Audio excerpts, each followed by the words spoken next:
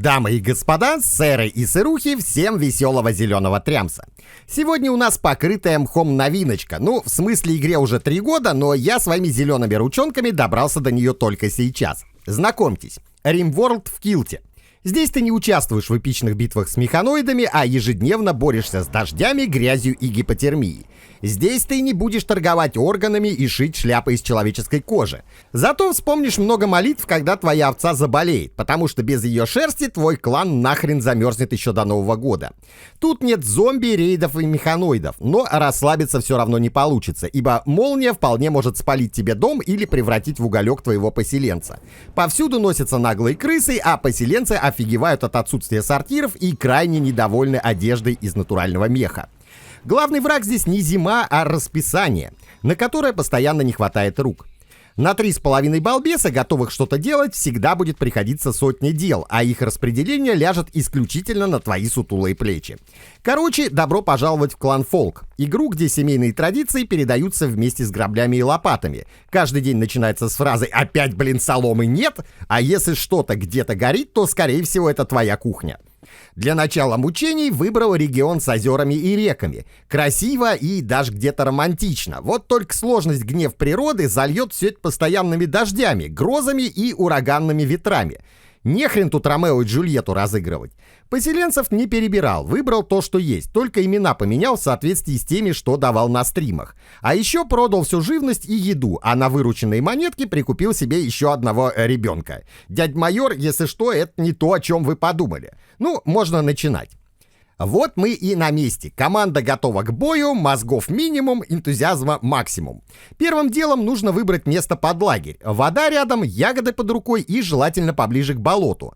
Там потом будем добывать торф и болотную руду. Палочкой на земле отметил, где спать, где воду брать и где мыться. База мечты, если не считать того, что нет крыши и жратвы. Последняя, кстати, отдельная история. Я же все продал при создании семьи, так что теперь живем по принципу, что нашли, то и обед. Правда, сортиров пока нет, так что главное не найти что-то совсем лишнее. Балбесы пошли собирать ягоды, а я наметил склад под припасы рядом со спальными местами. Люблю, знаете ли, чтобы холодильник был недалеко от кровати. Дальше священное правило всех выживалок. Нужно собрать ветки. Второй же ресурс, нужный для строительства, мои ребята всегда носят с собой. Ну, если, конечно, не сбросили в соседних кустах. Шутка, конечно, но в каждой шутке, как говорится, есть доля шутки. Чтобы было куда сваливать добытое добро, поставил в строительство первую корзину для веток. Вообще система тут простая. Собрал нужное количество ресурса, открылась технология. Построил что-то новое, получил доступ к следующему. Вот бы обрадовались создатели 2-наномикронного техпроцесса. Но о чем это я? Да. Следом пошли камни. С мелких куч падает щебенка и изредка валуны. Первые нужны для дорожек и некоторых построек, вторые для полов, крыш и прочих полезных штук. К середине дня память диктатора раздуплилась, и я вспомнил о системе приоритетов.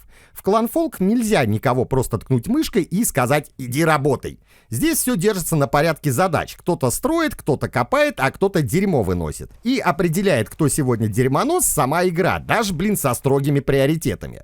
Пока мои работяги копошились по кустам, поставил первый верстак. Ну что, обезьяна спустилась с дерева и начала свой путь к цивилизации. Сразу заказал в нем каменный серп, пригодится косить траву, добывать солому, ну и серпом по... хотя это из другой оперы.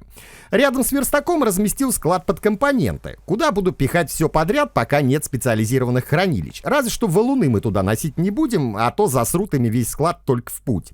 Следующим делом ободрал ближайшие заросли льна. Из него делается ткань, веревки и, при желании, солома. 3 кита местного прогресса. Сразу после дерьма и палок, конечно. Набрав нужное количество щебня, усвоил, что его можно забивать в землю, получая таким образом гравийные дорожки, которыми тут же связал лагерь с ручьем. Просто если пойдет дождь, а он пойдет, будут мои балбесы развлекаться по уши в грязи. За сбор сена открыл молотилку, штуку, в которой можно получать семена и солому из трав и злаков. Можно, конечно, и руками траву в солому дербанить, но тады семян не получишь, а значит и посадить ни черта не получится. Во имя технического прогресса, а если быть честным, чтобы тупо не сдохнуть от голода, поставил пару ловушек для рыбы.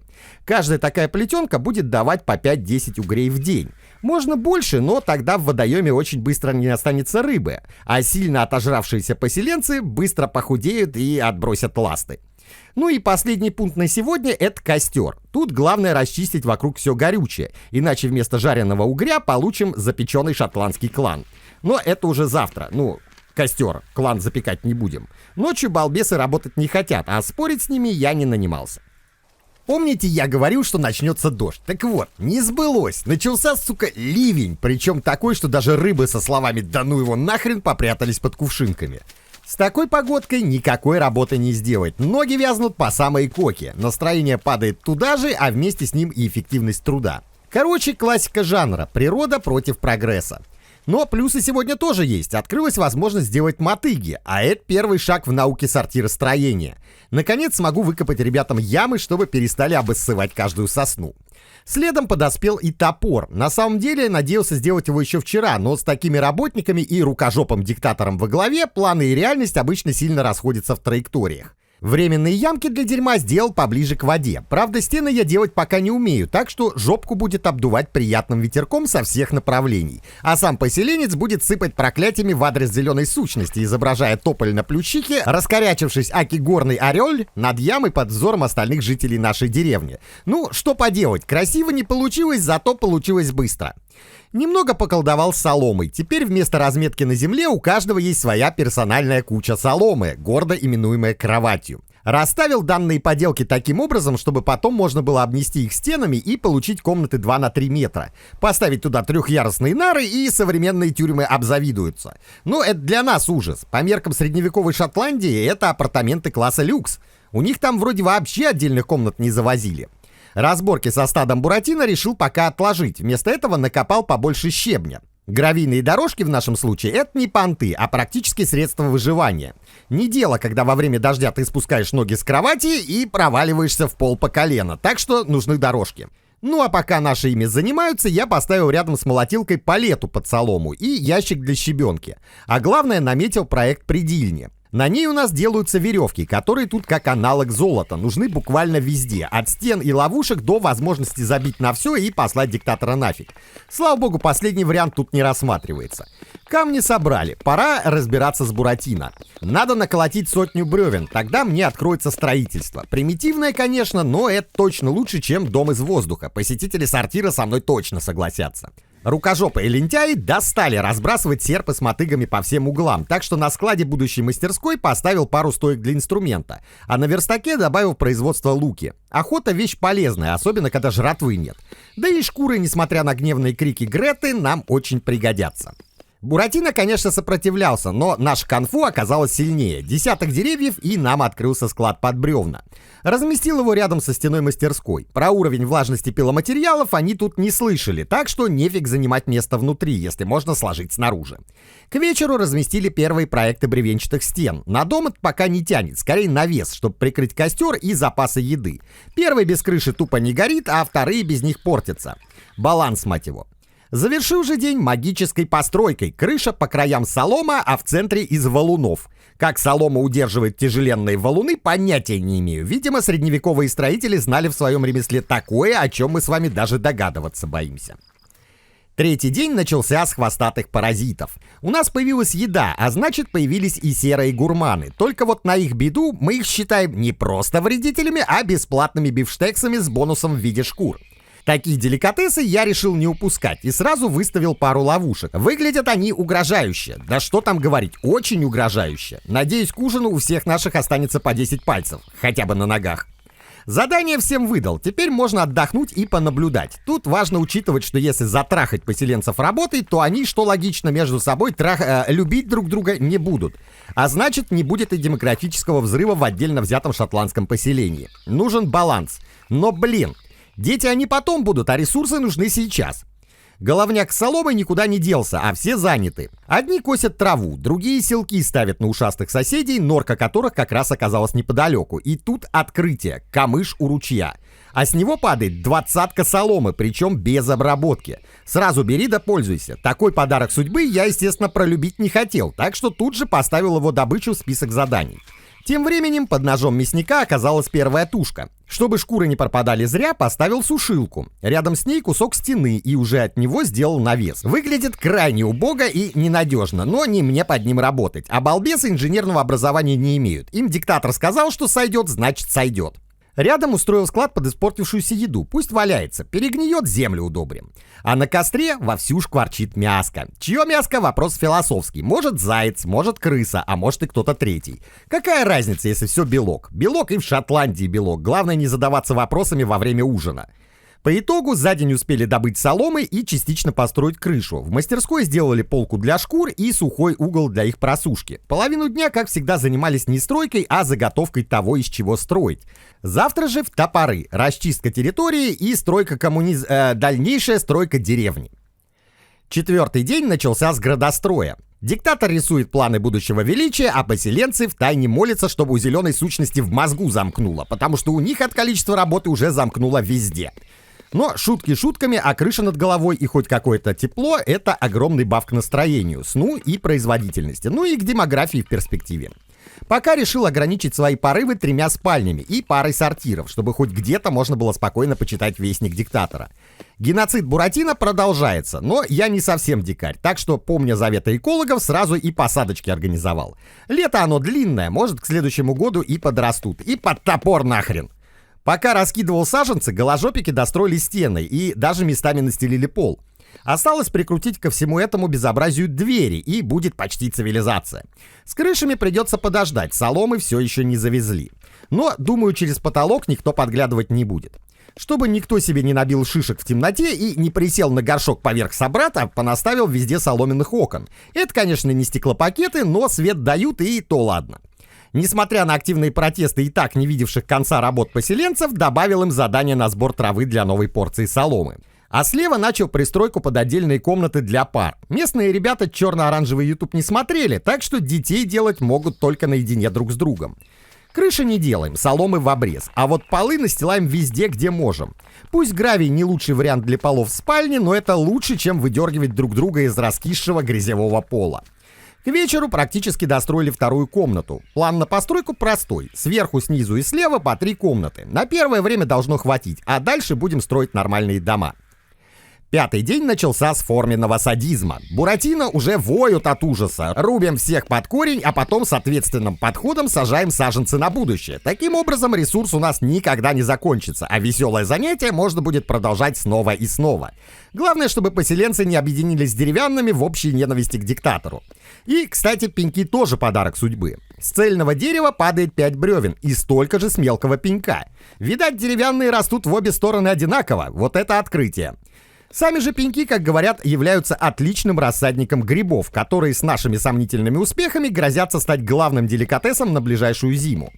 С горем пополам наскребли соломы на крыше. Сегодня наши ребята впервые будут спать в цивилизованных условиях. Бревенчатые стены, просыпанный на пол гравий и куча соломы. О чем еще может мечтать средневековый шотландец?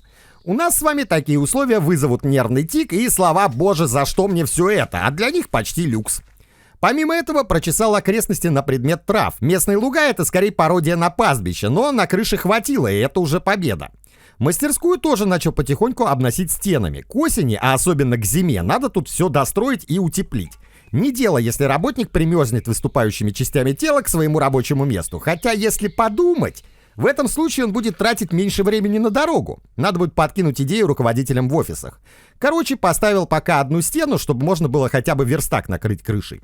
Вчера мои диктаторские ручонки к ужасу местных жителей взялись за мастерскую, так что решил не останавливаться и продолжить.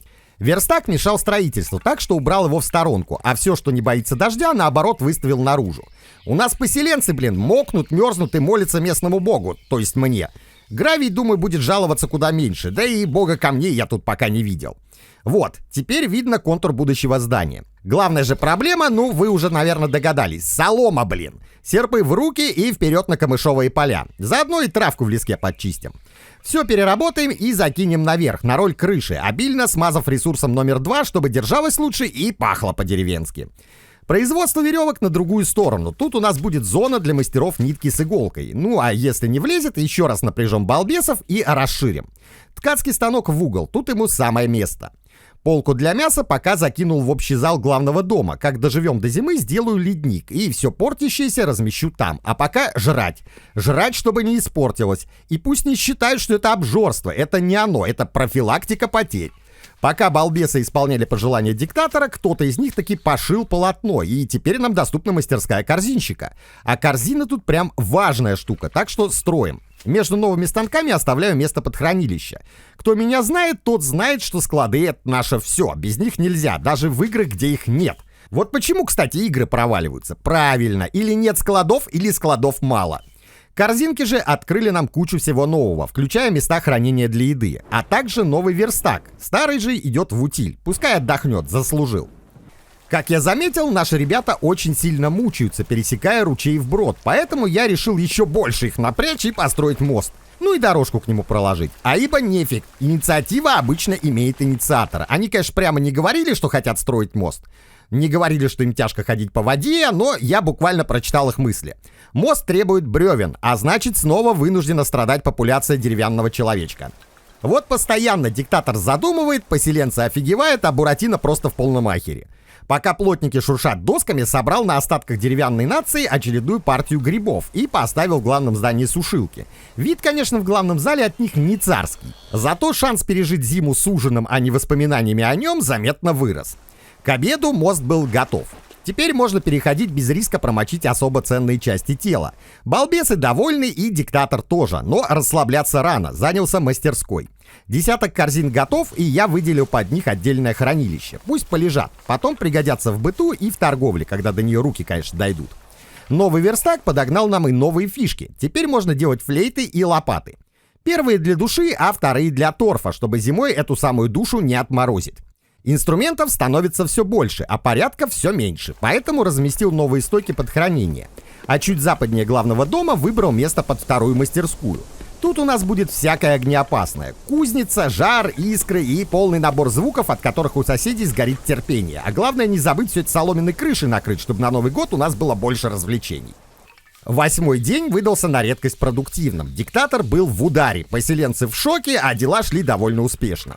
На этом фоне я занялся обустройством быта и, наконец, определился с планировкой мастерской. Эту часть мы отдаем под швейное дело. По-моему, это уже где-то было. Ну, старость не радость, маразм не оргазм. Можно и повториться. Швейный верстак встал на место, и сразу в очередь пошли куклы для детей и партия мешков. Мелкие балбесы будут меньше отвлекать родителей, а в мешок можно и сено сунуть, и мусор, и бестолкового поселенца, если сильно постараться. На крайняк вообще кусками. Дела шли размеренно. Одни шили, другие таскали камень для дорожек, и вот, наконец, ткачи изготовили первую партию мешков, которая тут же открыла нам нормальные матрасы. На пробу сварганил односпальный, а рядом поставил коробку для игрушек. Малолетние дармоеды с детства должны понимать, что нужно не только играть, но, и убираться за собой. Жаль, мои в реале пока только хаос творят, хотя, возможно, складов не хватает. Эксперимент вышел удачным, и по этому поводу я забабахал двуспальный вариант. Прикрыл все это дело соломенной крышей, и спальня для Энны Грини готова. Пусть радуются, а там, глядишь, и клан прирастет. Про стариков тоже, естественно, не забыл. Все же с цельного матраса песок удобнее стряхивать, чем из кучи соломы. Им недолго осталось, так что пока я их не прописал под землю, пускай поживут по-королевски. Заслужили. Наверное. На берегу начал добывать особо полезный материал — глину. Она и на полы пойдет, и на горшки, и в морду кинуть при случае можно. В мастерской поставил еще одну полку, на этот раз под ткани, а открывшееся хранилище для глины разместил в будущей кузнице. Там ведь и гончарка будет, так что все по уму. Несмотря на яростные протесты Греты и ростки идиотизма, которые она посеяла в умах наших поселенцев, заказал партию меховой одежды. Дебилизм — это, конечно, иногда весело, но когда на морозе руки трясутся так, что вместо поссать успеваешь себя удовлетворить на 2 дня вперед, становится уже не очень. Ну и под занавес заложил в кузнице 2 угольные ямы, чтобы Буратино даже в полностью переработанном варианте оставались для нас полезными. День прожит не зря, уют растет, организация крепнет, а мораль поселенцев все еще где-то между «как классно работается» и «да пошел нахрен этот зеленый диктатор». 9-й день снова начался с вырубки леса. Теперь можно официально объявить это место заповедником. Без леса, конечно, но зато с историей. Пока мои ребята строят стены кузницы, внутри уже вовсю пашут угольные ямы, создавая запасы для выплавки металла. Теперь, видимо, очередь дошла до энтов. Ну, что делать? Приход цивилизации всегда сочетается с чьим-то уходом. Мы же продолжили наводить порядок. Поставили корзины для одежды. Я понимаю, когда мужики носки раскидывают, но тут валяется все. Штаны, шапки, рубашки. Ощущение такое, что все поселение одновременно решило заняться бурным секосом. Причем, везде. Главное же открытие сегодняшнего дня – это возможность взаимодействовать с спутниками. Первая вывеска открывает приют для странников, которые за несколько монет могут нахрен выселить с кровати кого-то из наших и сожрать столько еды, сколько влезет. Заманчивое предложение. Другие вывески появятся позже, а пока я поставил керамический верстак. Теперь сможем делать кувшины и миски, а позже ночные горшки. Это прям будет верх прогресса. Солома вроде есть, теперь ветки пролюбились, а без веток нет ни угля, ни корзин. Пришлось собирать и организовывать новое хранилище рядом с ямами. Собранные для украшений колокольчики были варварски переработаны на солому, но диктатор тут не при делах, балбесы требуют крыши. А я чё? Я лишь служу государству. Классная отмазка, если что, пользуйтесь. Крыша и солома — это замечательно, но у нас готова первая вывеска. Теперь можем принимать в гости торговцев и наемных работников. Последних, кстати, если хорошо заманить, можно оставить в поселении на бесплатной основе. Нам работники очень нужны. На керамическом верстаке заказал 12 кувшинов и 5 мисок. 12 кувшинов — это по 6 на поддон, а 5 мисок, просто цифра понравилась. Я хрен знает, зачем нам нужны миски и именно 5 штук. К вечеру борьба с энтами закончилась, и место под кузницу было расчищено. Значит, завтра займемся травой и цветами. Солома снова на исходе. Под самый вечер нагрянули первые путники. Мы, естественно, были не готовы, и чтобы наши собственные поселенцы не остались без кровати, пришлось ставить койки прямо в коридоре. Неудобно, но хоть постель и под крышей. 10-й день начался спокойно. Диктатор раздал задание и на радость местных обитателей решил просто понаблюдать за процессом. Лучшее занятие в мире. Осталось разжечь костерок и начать лить воду. Впрочем, о чем я? Какой наблюдатель? Какое спокойно? Инструменты примитивные, руки из 5-й точки, так что все идет слишком медленно. Короче, закинул им новое поручение. Нашить рубах из мешковины. Глядишь, что-то откроется. Ну а если нет, то будем не просто мерзнуть, но еще и чесаться от грубой ткани. К второй речушке, той, что на востоке, тоже решил проложить дорожку, но поэтапно, без суеты. Поэтому сначала порубим там деревья, а затем уже дадим приказ на прокладку дорог. Пока лесорубы свирепствовали, гончары наконец сделали кувшины. Расставил под них поддоны, теперь джамшуты из доставки наполнят их горшками с речной водой. Главное, чтобы из-за этой воды потом здание на санобработку закрывать не пришлось из-за невыносимой вони.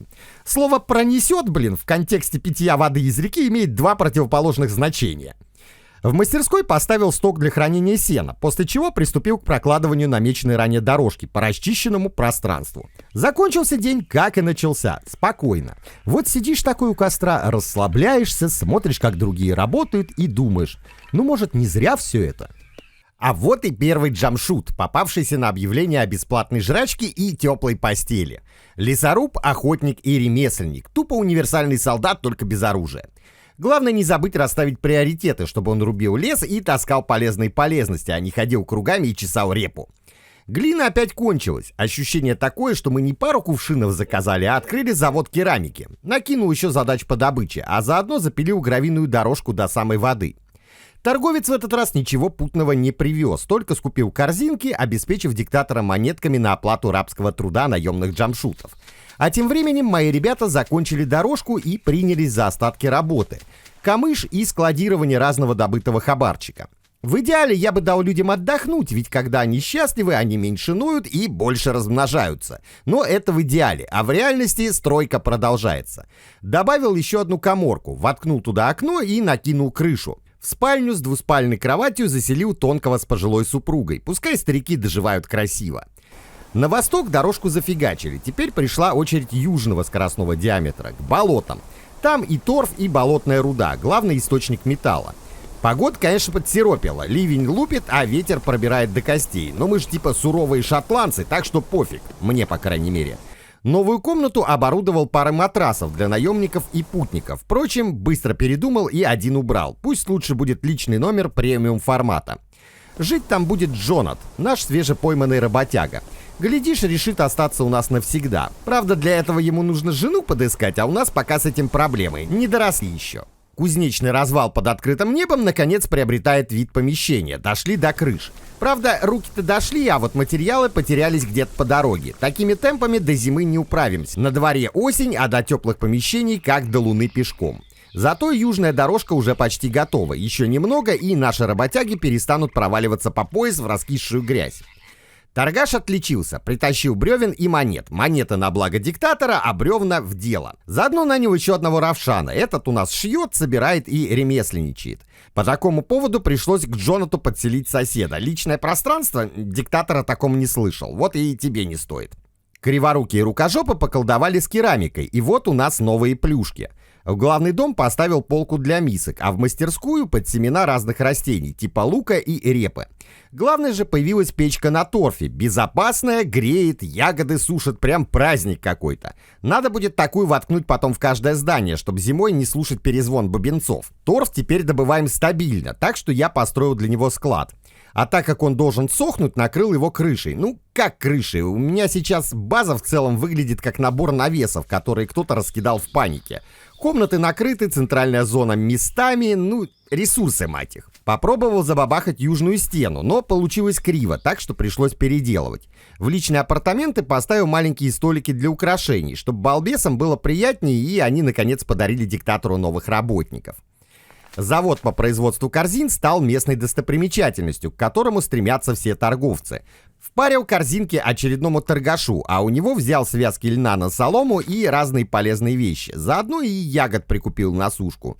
Ну и нового безработного тоже прикупил, правда, уже не у торговца.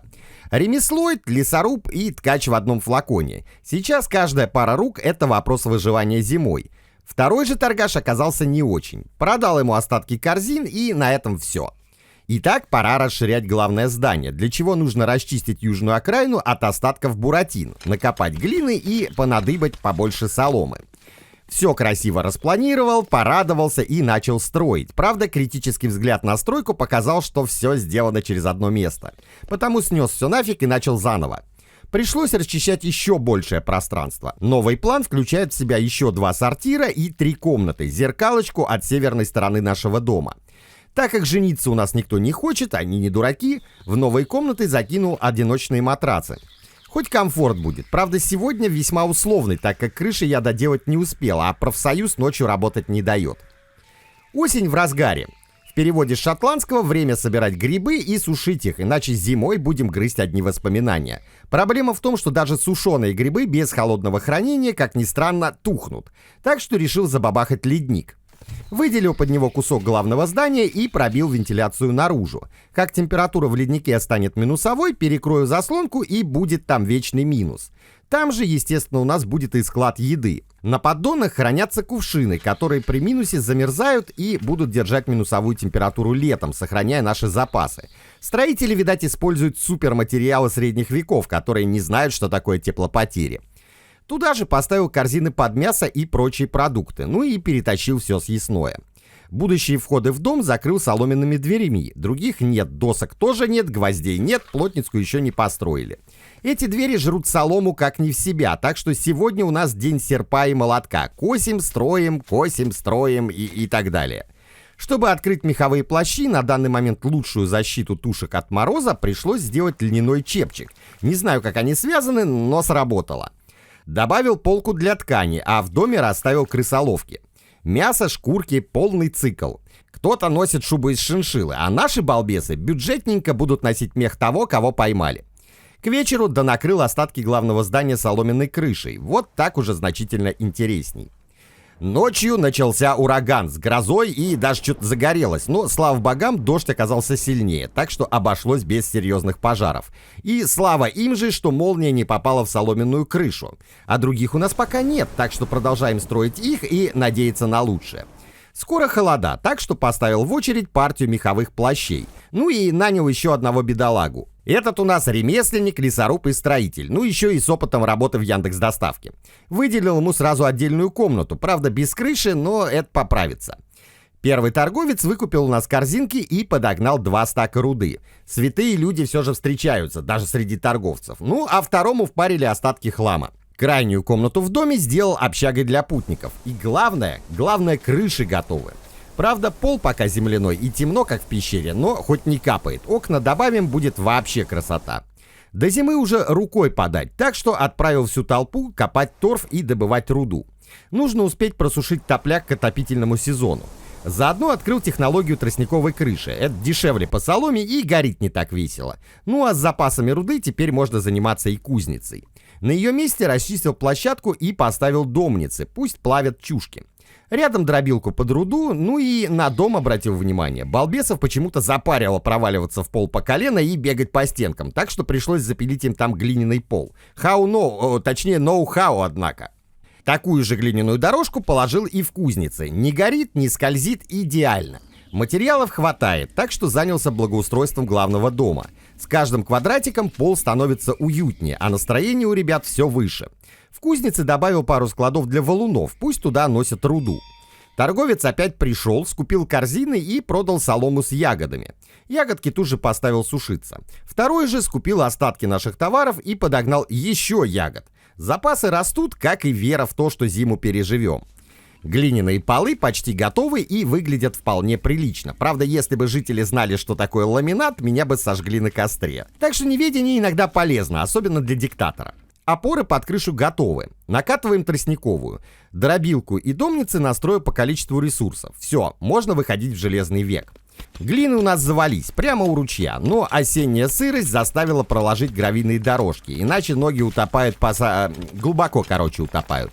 С первой выплавленной чушкой открыл корзины под металл и поставил на место кузню. Она у нас немного пожароопасная, так что позже накрою ее каменной, а не тростниковой или соломенной крышей. Под вечер поручил ребятам добывать торф и руду. Много торфа, очень много торфа. Шкур на плащи все так же не хватает. Так что отправил охотника за оленями, а то у нас скоро будет не шотландский клан, а экспозиция «Ледяные статуи народов Севера».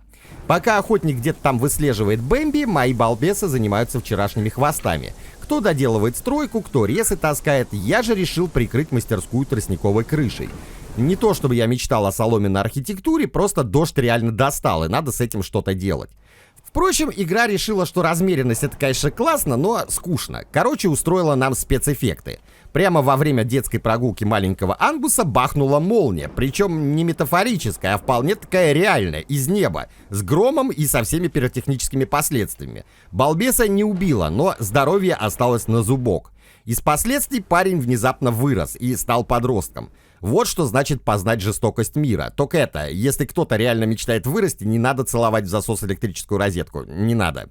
Ну, раз вырос, значит вырос. Будешь заниматься уходом, стройкой, фермерством и прочими полезными делами. Теперь ты не просто ребенок, а вполне взрослый. Скоро еще и налоги платить начнешь.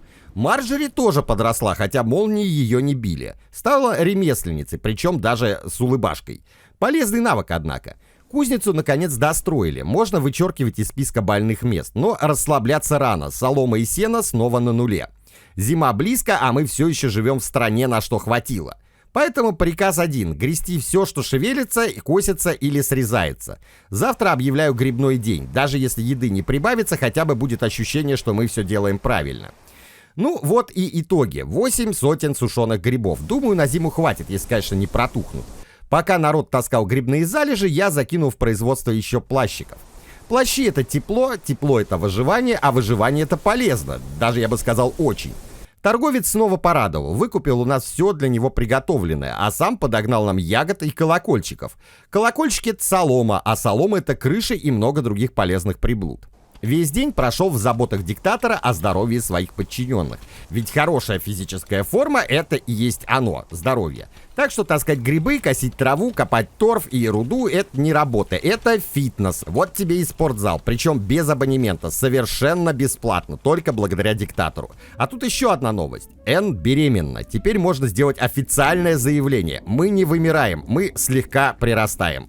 Главное теперь зимой не отъехать. Ну и чтобы никто зимой реально не отъехал во время размышлений на горшке, достроил потолки даже в сортире. Правда, везде есть компромиссы. Раньше там был свежий воздух за счет отсутствия крыш, теперь тепло, но зимой крыша над головой важнее вентиляции. Утром снова отправились за соломой. Поздновато, конечно, но лучше поздно, чем зимой наблюдать за звездами через отсутствующую крышу. Также, пока погода делает вид, что она нам не враг, продолжаем ковырять недоработанные торфяники. Добил крышу над достроенной частью мастерской. Это пока не финальный вариант, так как здание будет еще расширяться. Главное пока накрыть чем-нибудь и как-нибудь, а там посмотрим.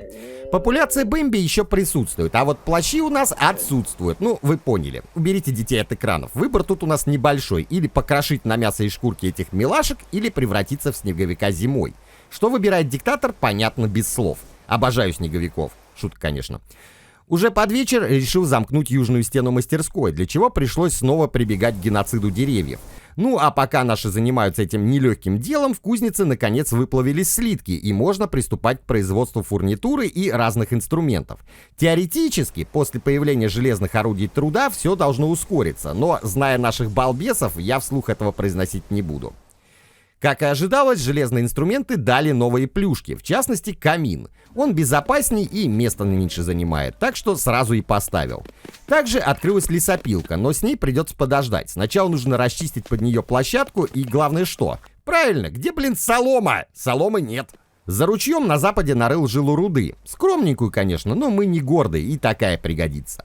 Площадку под мастерскую дочистили, быстренько сварганил на ней план стен и накрыл все это дело планом тростниковой крыши. Ну а пока ребята строят, погнал остальных копать торф. Солнце еще высоко, так что работать от обеда и до заката. Чтобы открыть склад под травы, нужно найти вереск и чертополох, так что послал балбесов к черту, искать короче. Без дороги, пожиже, под дождем, диктатор заботится о своих людях. Голосуйте за зеленую сущность, и будет вам счастье вместе с массовыми расстрелами, конечно. Новый день и новые взрослые ребята. Теперь совершеннолетие встретила Лилит. Она стала ткачом, лесорубом, фермером и поваром. Такой работник нам точно пригодится, особенно учитывая то, что наступил первый день зимы.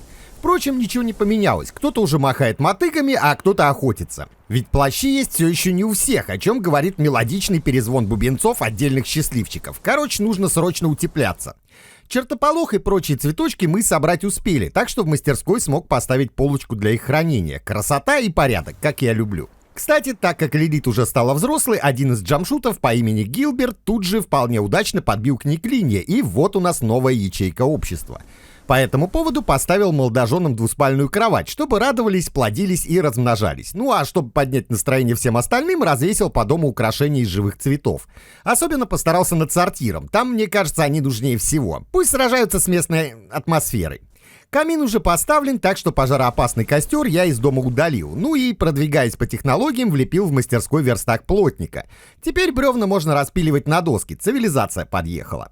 По этому поводу перенес склад бревен поближе и построил там же второй. Досок нужно много, а значит и бревен. Про кузницу тоже не забыл, а хрен, блин, ее забудешь с ее хаосом. Поставил там ящик для слитков, а вернувшись к мастерской, поддон для готовых досок. Порядок экономит поселенцам время, а мне нервы. Также местами настелил глиняный пол, пока не везде, конечно, но все лучше, чем грязное болото. Параллельно в кузнице заказал железные полосы, которые откроют нам много новых предметов, а в леднике настроил хранение. Наступили холода и кувшины замерзают, так что нужно обозначить, что хранить там нужно только замерзшие. Обычная же вода будет лежать только в общем зале, где тепло. Поздравляю всех, мы изобрели холодильник, причем без компрессора и вечный. Торфа у нас дофига, а в главном зале все еще зябко, даже с камином и печкой, значит добавим еще одну. Тем временем кузнецы изготовили нам железные полоски, которые в свою очередь открыли нам котел, забабаханный мной прямо в главном зале. Плюс мы научились делать железные факелы, которые не разбрасывают искры во все стороны, а значит им тоже прямая дорога в главное здание. Куда еще, решим, как руки дойдут. У торговца в этот раз, помимо обычной торговли корзинками, взял таки барашка. Хватит уже в мехах ходить как бомжи, пора и шерстью заняться. Беднягу пока поселил в ремесленной мастерской, сварганив пару лежанок из сена, чтоб не замерз. С кормушкой сложнее. Чтобы ее сделать, сначала нужно обеспечить лежанкой котика. Нафига мне котики, я так и не понял, но сделал. Пока занимался жилплощадью для кота-овец, произошел следующий эволюционный шаг. Мы сделали гвозди. Ну и раз такая пьянка пошла, заказал там же ножницы для стрижки овец.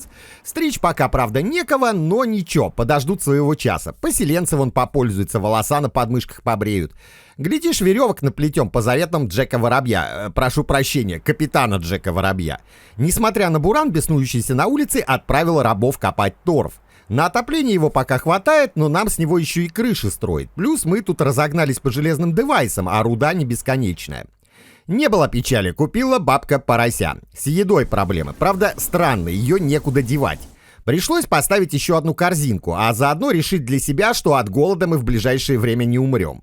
С изготовлением гвоздей нам открылась возможность строительства новых ништяков. Ящик для золы, такой же для угля, корыто с водой для живности, да еще и новый верстак. Старый же сразу пошел под снос. В мастерской поставил полку под фурнитуру, где будут валяться гвозди, полосы и заклепки. Сваливайте все сюда, нефиг по всему поселку раскидывать. Там же в мастерской пришлось расчистить место под новую молотилку. Старая пошла лесом, а корзины для одежды пока перетащил в главный дом. Ну а пока освобождал все это счастье, сварганил еще и ящик для коры, которая появляется в больших количествах после распиловки бревен. И вишенкой на сегодняшнем торте стали строительство кормушки для барана и мастерской плотника, в которой мы наконец сможем делать строганые доски. Почти в промышленность, вышли. Денек получился что надо. 23-й день начался с асфальтоукладочных работ. Сейчас, конечно, все промерзло, и наши балбесы носятся по льду, как по твердой земле, но зима не вечна, и грязь вернется неотвратимо, как налоговая. Так что гравийные дорожки, думаю, будут в тему. Возле кузницы поставил пару складов под валуны. Нам скоро потребуется много камня на стройку, так что удобнее будет собрать валуны заранее, под носом у кузнецов. Пока наметилось относительно свободное окошко, перетаскали ресурсы по местам. Наводим порядок, чтобы потом не искать, куда делись те 20 булыжников, которые я только что тут положил. Вернулся к новой молотилке, перенес обработку шкур в другие точки и освободил ей нормальную площадку, а рядом докинул еще один сток под сено. Сейчас это не критично, но следующим летом будет очень в тему. К северу от дома наметил еще одну дорожку. Следующее здание, скорее всего, будет именно здесь, так что стоит заняться инфраструктурой заранее. Дорожку на севере подняли быстро, хотя пришлось снова добывать гравий. Ну и параллельно я решил устроить нормальный проход до скал, чтобы в случае чего было проще таскать оттуда материалы. Торговцы тоже устроили небольшой праздник жизни. Первый приволок гравий и 2 стака руды, за что ему отдельный бонус к карме, а второй сено и еще одну овцу. Такими темпами мы сделаем шерстяную одежду даже в этом поколении. На западе, за ручьем, решил прорубить проход через небольшую скалу. Может, там еще руду найдем, а если нет, будет прямой проход. И то полезно. Пока изображали из себя марийских гномов, строители закончили плотницкий верстак, куда я тут же поставил заказ на строганные доски. Штук 100 для начала. Они пригодятся для нормальных полов в спальнях. Ну, а пока до них руки не дошли, уложил дощатый пол в мастерской. Красивое место работы, плюс к настроению работника. Там же поставил поддон под строганные доски и мастерскую резчика. Там делают всякие продвинутые деревянные штуки. Еще нам открылись полноценные кровати из соломы. Одну сразу поставил в общую спальню, чисто на пробу. Стол резчика закончили. Теперь можно заказать планки для бочек и рукоятки для железных инструментов. У керамики тоже апдейт. Открылись ночные горшки. Немедленно запустил их в производство. Не унитазы, конечно, но, сдается мне, мы наконец оставим в прошлом вонючие дырки в земле. Плюс вынос говнеца даст нам удобрение для посадок. 2 в 1. Цикл замкнут. Рукоятки мы, конечно, сделали, вот только что в них вставлять. Сами инструменты жрут металл, как лошади, которых 2 месяца не кормили. Короче, сначала нужно сделать запас слитков, а уж потом приниматься за инструменты. Стойку же для рукояток воткну прямо в кузнице, чтобы далеко не бегать. Сделал перестановку в спальнях, односпальную кровать утащил в запас, поставил двуспальную и полочку с украшениями. Еще одна комната повышенной комфортности для будущей пары. Дошли от стадии сарая, так сказать, до стадии сарая без щелей в стенах, пентхаус. Еще с вечера поставил угольную яму, вот только веток на нее нужно очень много, а собирать их, бегая зимой по снегу, такое себе удовольствие. Хорошо еще, что сбор происходит быстро. Пока занимался изготовлением угля в мастерской, мои ребята чуть не превратили весь дом в этот самый уголь. Камин я поставил, а вот безопасную зону вокруг него толком не выставил. Хорошо еще, что потолок тут каменный. В итоге загорелась только разбросанная солома, которую быстро потушили. Надо помнить правило: огонь — зло, а дом у нас один. Пока проветривали помещение от дыма и гари, Энн с Грини перебрались в новую спальню, уютную, с нормальной двуспальной кроватью. Старую же кровать я разобрал и на ее место водрузил еще одну новую. Так постепенно обновлю все спальные места, и мои балбесы начнут высыпаться по-человечески. Главное, чтобы не пришло понимание, что они реально люди, а то у диктатора могут начаться проблемы. Торговец прочухал, что к нам выгодно таскать, и притараканил еще одного ягненка. Стадо растет буквально на глазах. Скоро будем ходить в шерстяном, судя по всему, даже летом. Я лично все еще уважаю лёный мех, но у народа тут свои вкусы. Весной я собираюсь разбить постоянные поля, так что рядом с молотилкой поставил поддон под злаковые семена. Будем складировать нужное заранее.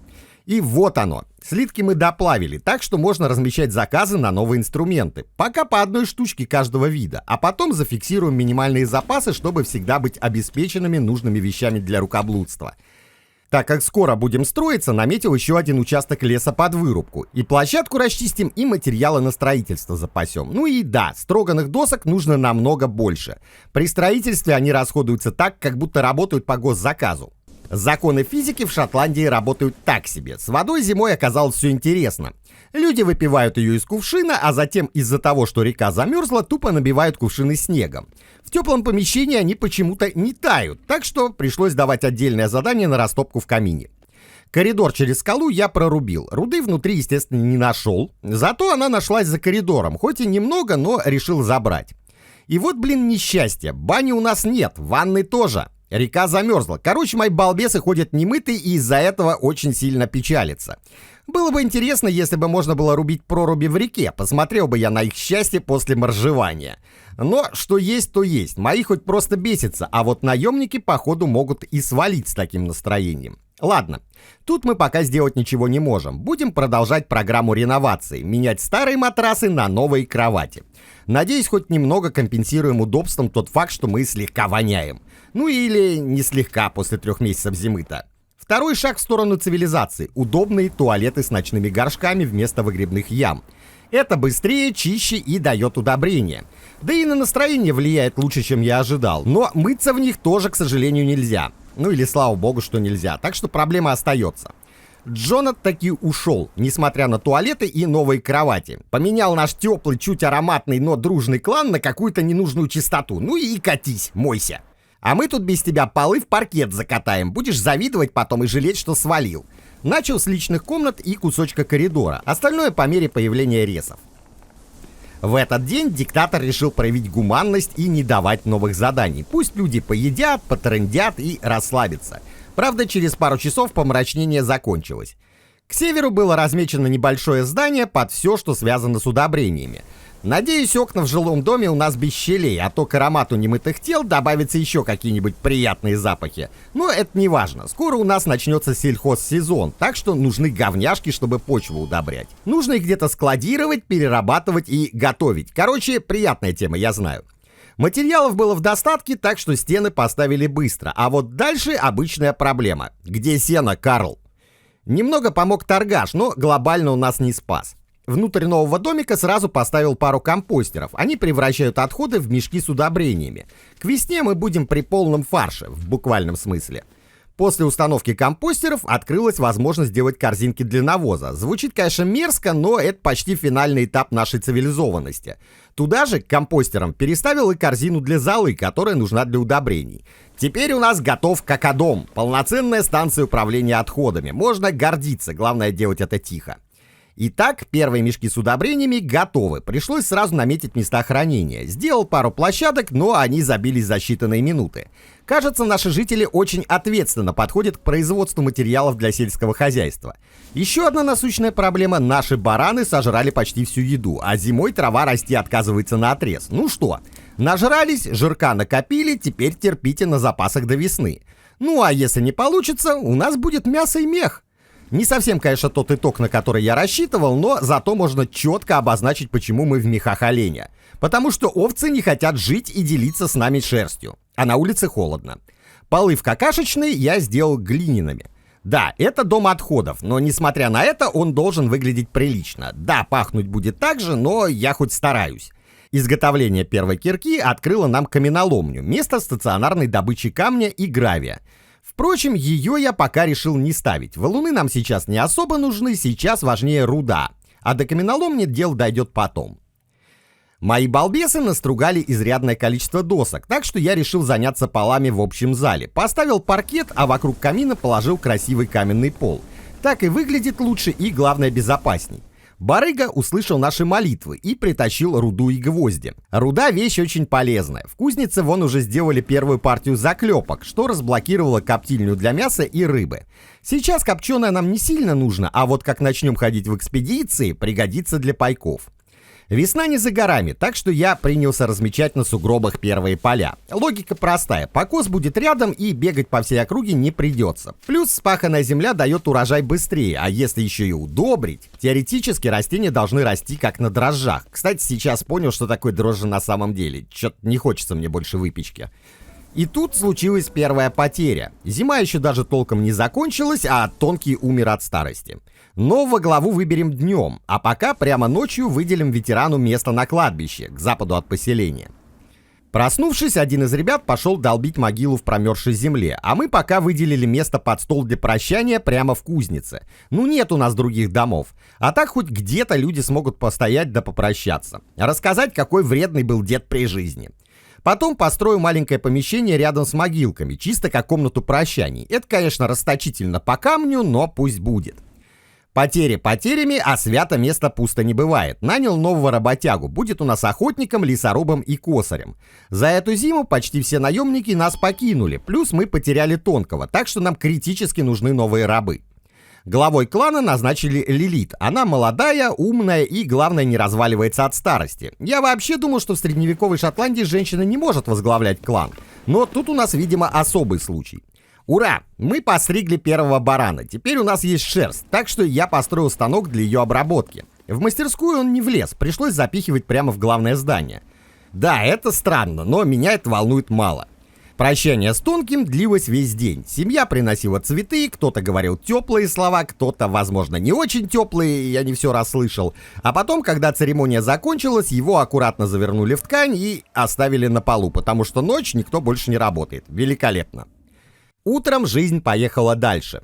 Копаем глину, первую шерсть обрабатываем. Я думал, что нам придется городить новый станок ради шерсти, но нет. Все делается на том же ткацком станке, где и мешковина.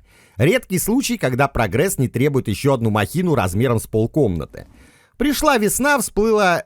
Ничего не всплыло, просто началась посевная.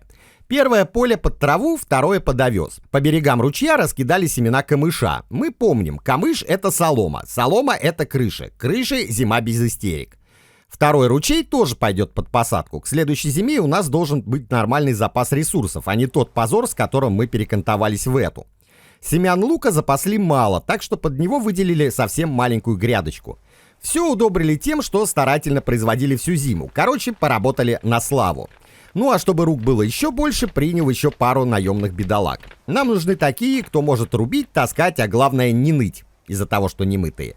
Протянул еще одну дорожку на запад к жиле металла. Было бы идеально поставить там постоянную добычу, что-то типа рудника, но походу тут такого нету. Единственный стабильно возрождающийся источник железа — это болото. Там можно собирать примерно раз в год. Груст, конечно, но что делать? После постройки каменоломни нам открылись каменные могилы и колодец. Могила — это, конечно, красиво и культурно, но колодец важнее. Чистая вода круглый год, и не нужно бояться, что кто-то потравится. С утра диктатор отдал приказ о массовой добыче торфа и руды. Природа, естественно, услышала и сказала: окей, давай по хардкору. Как результат, у нас не весна, а тропики в сезон дождей. Балбесы копают торф по колено в грязи и с дико несчастными лицами. Ну, зато помылись по полной. Пока бедолаги отмокали в болоте, строители почти закончили колодец. Осталось только обустроить вокруг площадку, и самый полезный объект клана будет готов. На западе, рядом с благородным учреждением говнохранилища, наметил новое жилое помещение на 4 комнаты. Наше основное здание расширять уже некуда, так что пора строить второй дом.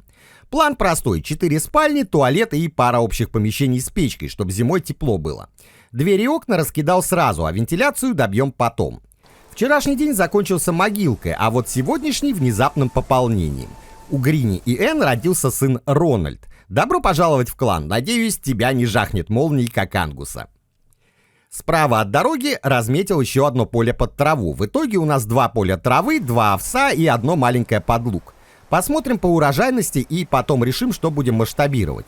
В кузнице поставил еще одну стойку под инструменты, на этот раз только железный. Каменный пора отправлять в музей, теперь только премиум. Животинка сейчас живет по принципе «куда влезла, там и спим», так что решил построить к востоку от мастерской хлев. Сделал помещение и дворик, который хочу засеять травой, пусть гуляет и питается самостоятельно. Первый торговец притащил ягоды и бобы. Бобы — это еда и семена, а ягоды — еда и кусты. Я собираюсь высадить ягодные кусты вдоль стен зданий, чтобы и эстетику поднять, и жратву запасать.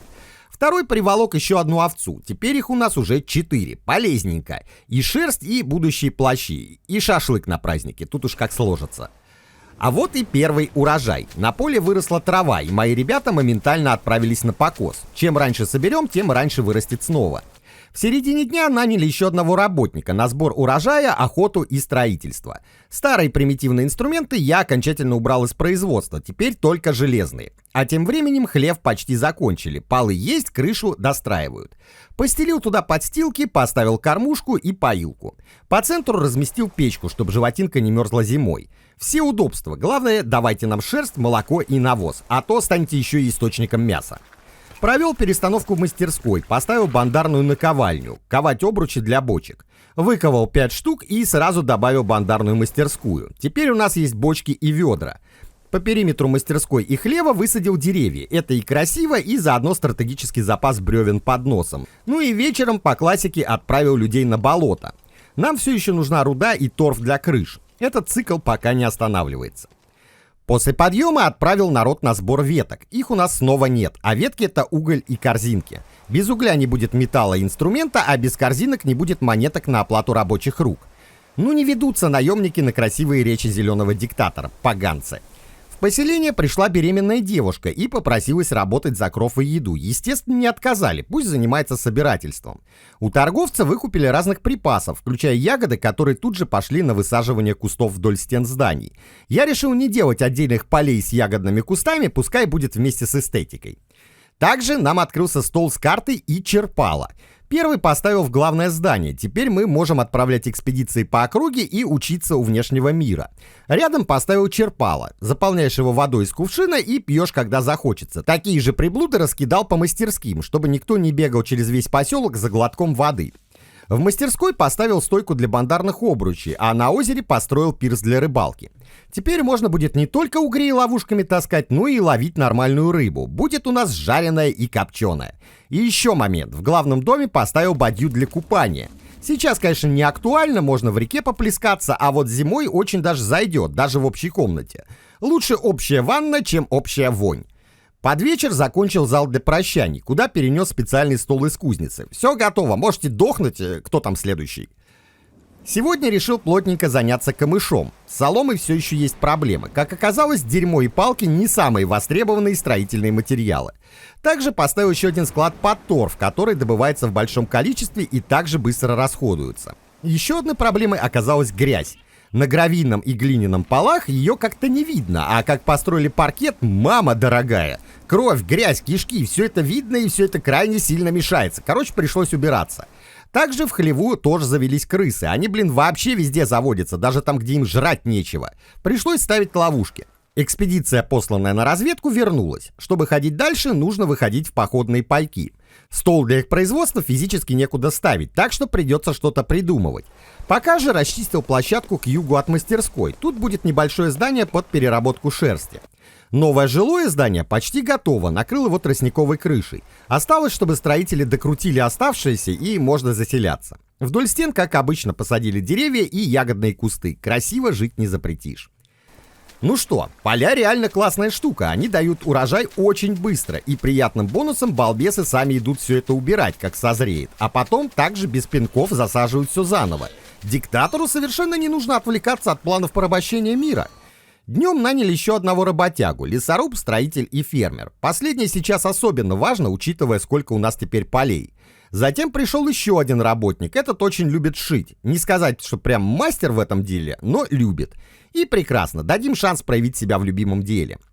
В новый дом по дефолту расставил двуспальные кровати, а также построил там туалет нового образца. Эпоха дыр в земле у нас официально закончена. За этот день мы закрыли почти 300 мелких задач, а к вечеру новых глобальных заданий решил не давать. Только добавил на завтра добычу торфа и предложил проложить к болотам вторую дорожку с другой стороны поселения, а в кузнице поставил еще одно хранилище под торф, чтобы не валялся где попало. До ночи, как обычно, кровати доделать не успели. По результату мест всем не хватило, и тем, кто не успел занять свое, пришлось устраивать караул в стиле «я просто тут посижу, вдруг тебе в туалет приспичит». Ну или по-простому «жопу поднял, место потерял». The Great Family, нихты палом клац-клац. Торговец сегодня оказался толковым, приволок мне ящик гвоздей, а я в роли ответной любезности приобрел у него еще и быка. Начинаем эпоху крупного рогатого скота. Молоко, сыр, все как надо. А учитывая то, что у нас бык, а не корова, тут будет уместен анекдот про задроченного козла, который жить таки будет. Скотины вообще стало много, так что пришлось добавлять в хлев еще одну кормушку.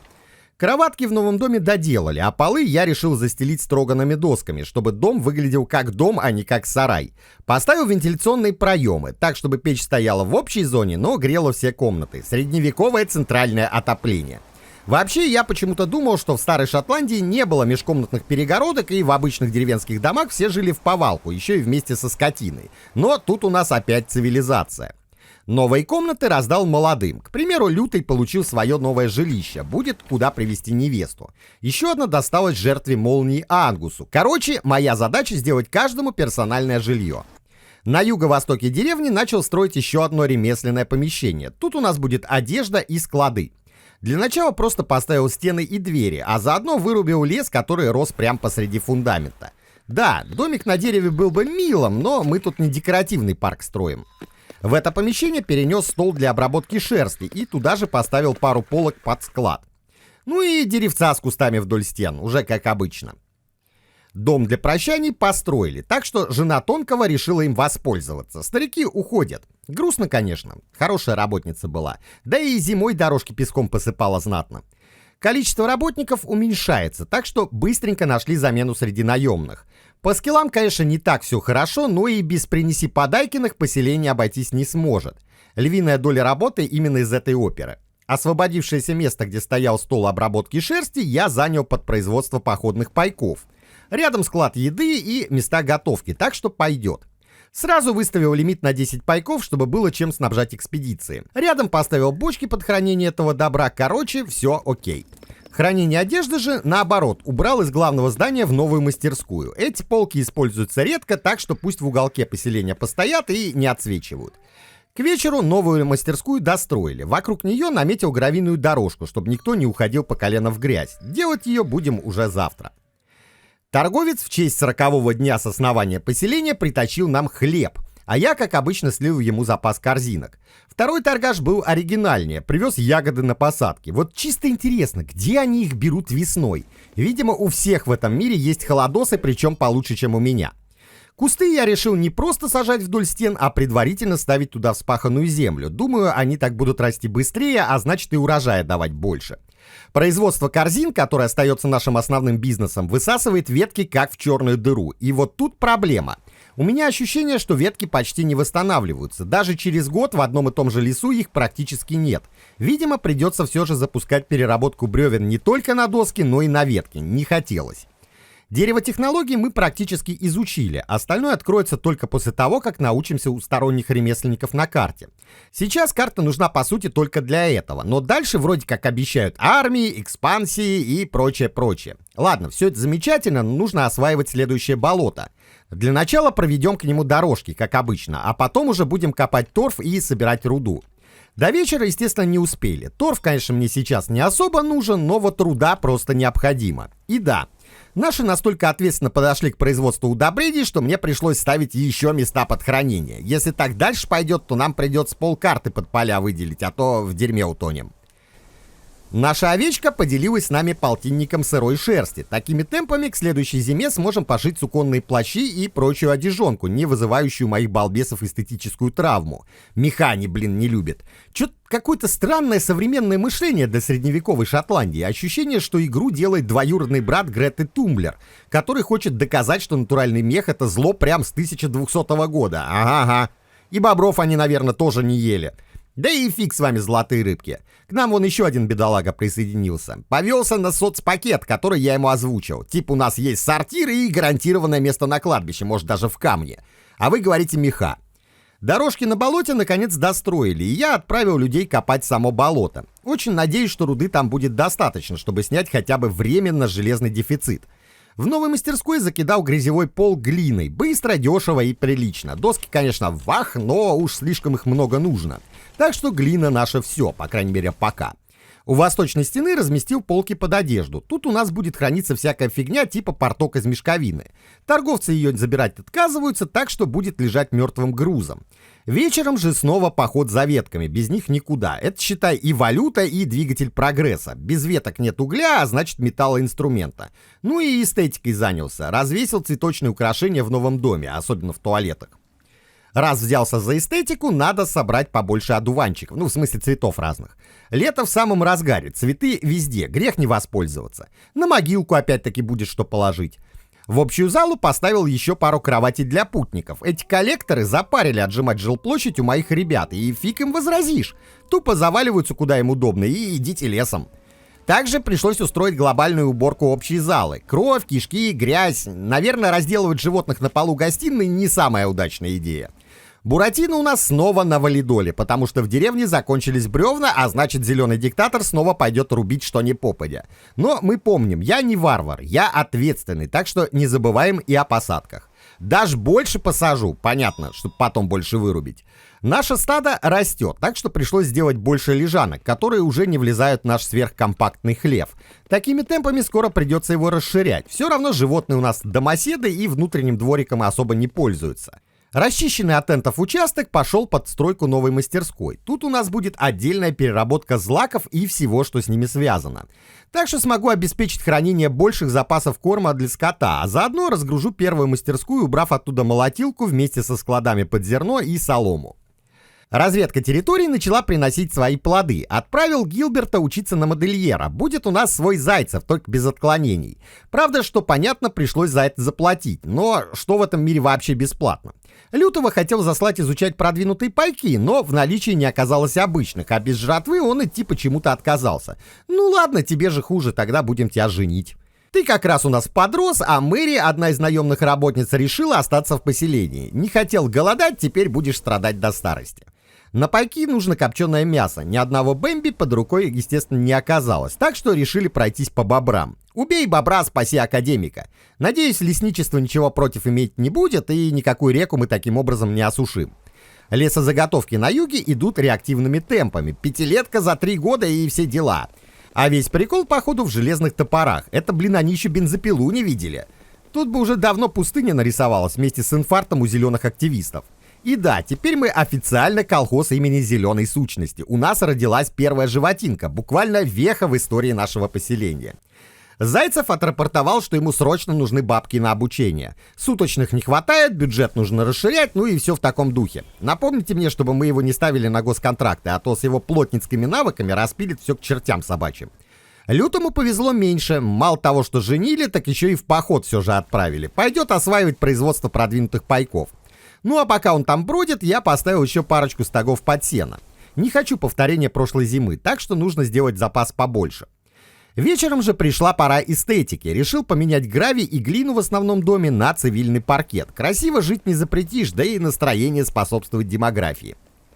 С утра отправил наших ребят осваивать очередную порцию торфянников, попутно поставив в южной мастерской дополнительный склад под топливные блоки. Там тоже есть печка, так что пригодятся. На востоке от поселения высадил новый лесной массив. В теории через пару лет подрастут и можно будет запасать бревна, не отходя от кассы. Главное дожить. Погода, на удивление, порадовала, так что выделил дополнительные участки под добычу торфа. Думаю, сегодня вычистим тут все. С одной стороны отлично, а с другой теперь нужно думать о строительстве дорог к самым дальним болотам. Когда торфа нет, он и тратится как-то медленней. Вечером в новом жилом доме разместил пару факелов. Красота, уют, теплый свет и, как выяснилось позже, невозможность нормально уснуть. Но выяснилось это, конечно, позже, а делать диктатор с этим ничего не стал. Под конец дня наш Гилберт Зайцев вернулся с технологией пошива нормальной одежды из нормальной ткани. То есть теперь мы можем шить теплые вещи, которые к тому же прилично выглядят. Наши оценят. Кормушки в хлеву — это, конечно, замечательно, но, думаю, еще один сток сена прямо там не помешает.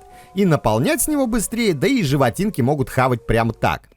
Пока инспектировал хлев, сделали швейный верстак с кучей новых рецептов. Звучит прекрасно. А на практике полклана теперь будет таскать станки с места на место, а я буду снова играть в Тетрис с расстановкой верстаков по новым местам.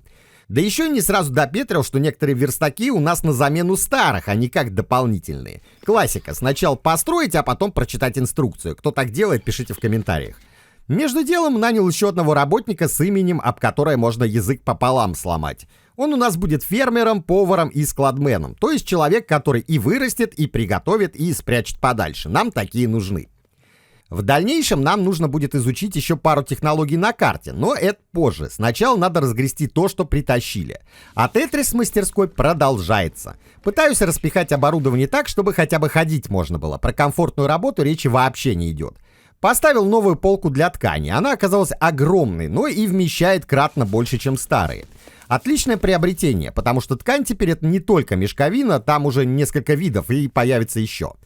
За каким-то фигом купил у торговца пару мешков муки и поставил поддон под ее хранение. Хлеб, правда, я делать один фиг не умею, но всегда можно говорить: не волнуйтесь, от голода не умрем, у нас еще есть 2 мешка муки. Полку для ткани построили, и да, она реально вмещает намного больше. По этому поводу снес старые полки для одежды и вместо них поставил гардероб. Подобие полки для ткани, но только под одежду. Раз сможем делать новый зимний прикид, нужно куда-то его складировать на лето, чтоб моль не пожрала.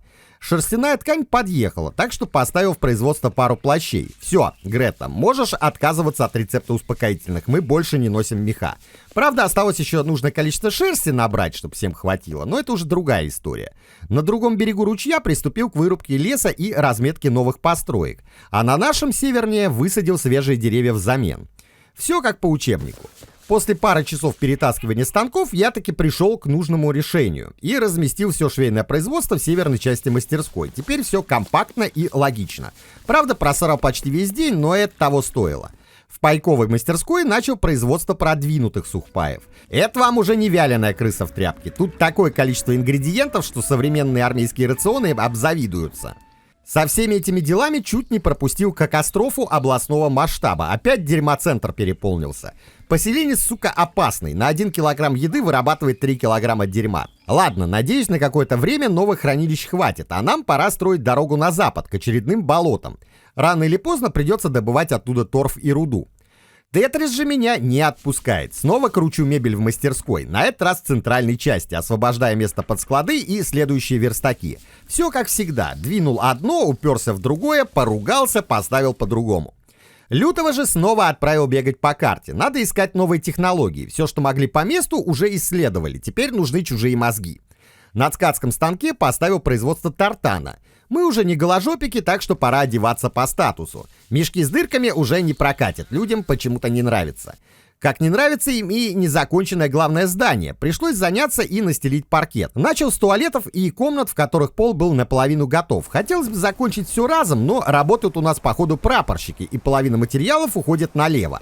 Ну и полочки поставил в комнаты чисто заодно. Люди любят, когда красиво, даже суровые шотландцы.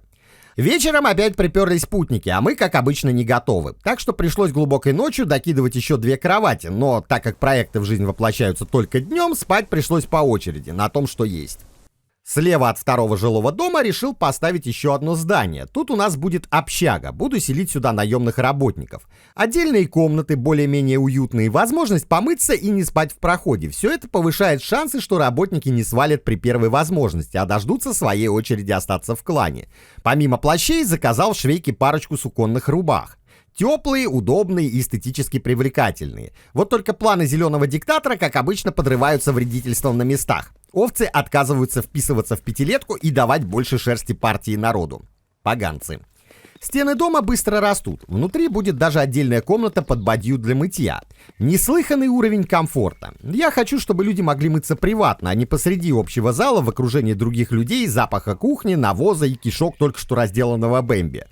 Ближайшее болото пошло навстречу и дало новый урожай торфа. Я уж думал гнать народ через полкарты, а тут такой подарок. С учетом объемов поставил еще несколько точек хранения торфа. Как появилась возможность, в смысле стало понятно, где у нас ванна, поставил в новое здание бадью для мытья. Может, потом поставлю и вторую. В отличие от туалета, штрафа за «меня кто-то видит» вроде как нет. Так что одна бадья на помещение — это скорее эстетика, чем необходимость. А эстетикой можно пожертвовать. Организовал хранение торфа еще и снаружи. Ему не нужно тепло, ему нужна просто крыша сверху. Так что, думаю, не имеет смысла занимать пространство внутри. Так намного удобнее и место освободится. До конца не понимаю, что такое тартан. Ткань или одежда? Или тартан шьется из тартана, и это и то, и другое? пофигу. Людям нравится тартан, значит будет им то, что нравится. А куда они это намотают и как применят, меня не касается. Еды дофига, так что пришлось расширять кладовую в главном здании еще на блок. По-хорошему, конечно, надо построить отдельный склад еды как здание, но пока еще поживем в режиме впихнуть невпихуемое, не развалимся. Ну и приятная новость под конец дня. Рональд вырос. Теперь он не просто младенец, теперь его можно вполне припахивать на работу. У него хороший потенциал в ремонте, борьбе с энтами, а также в шахтерстве и строительстве. Осталось добавить к потенциалу опыт, и будет отличный работник. Разведка обнаружила очередное место интереса на карте, так что пнул Гилберта проверить, что там такое. Лютого же просто отправил раздвигать границы карты. Может, найдет еще что-то интересное, где можно чему-то научиться. Пришедшему торговцу впарил 2 котов, которые самоприручились без моего согласия. Кто в доме паразит, крыса или кот, вопрос сложный. Коты, сука, едят крыс, а крыса — это источник мяса и шкур. Плюс первые ссут в тапки и обдирают мебель. Мебели у нас, конечно, нет, но вдруг появится. Короче, решил избавиться заранее. Лето у нас не вечно, и даже с учетом того, что еду хранить особо негде, дал команду на сбор и сушку грибов.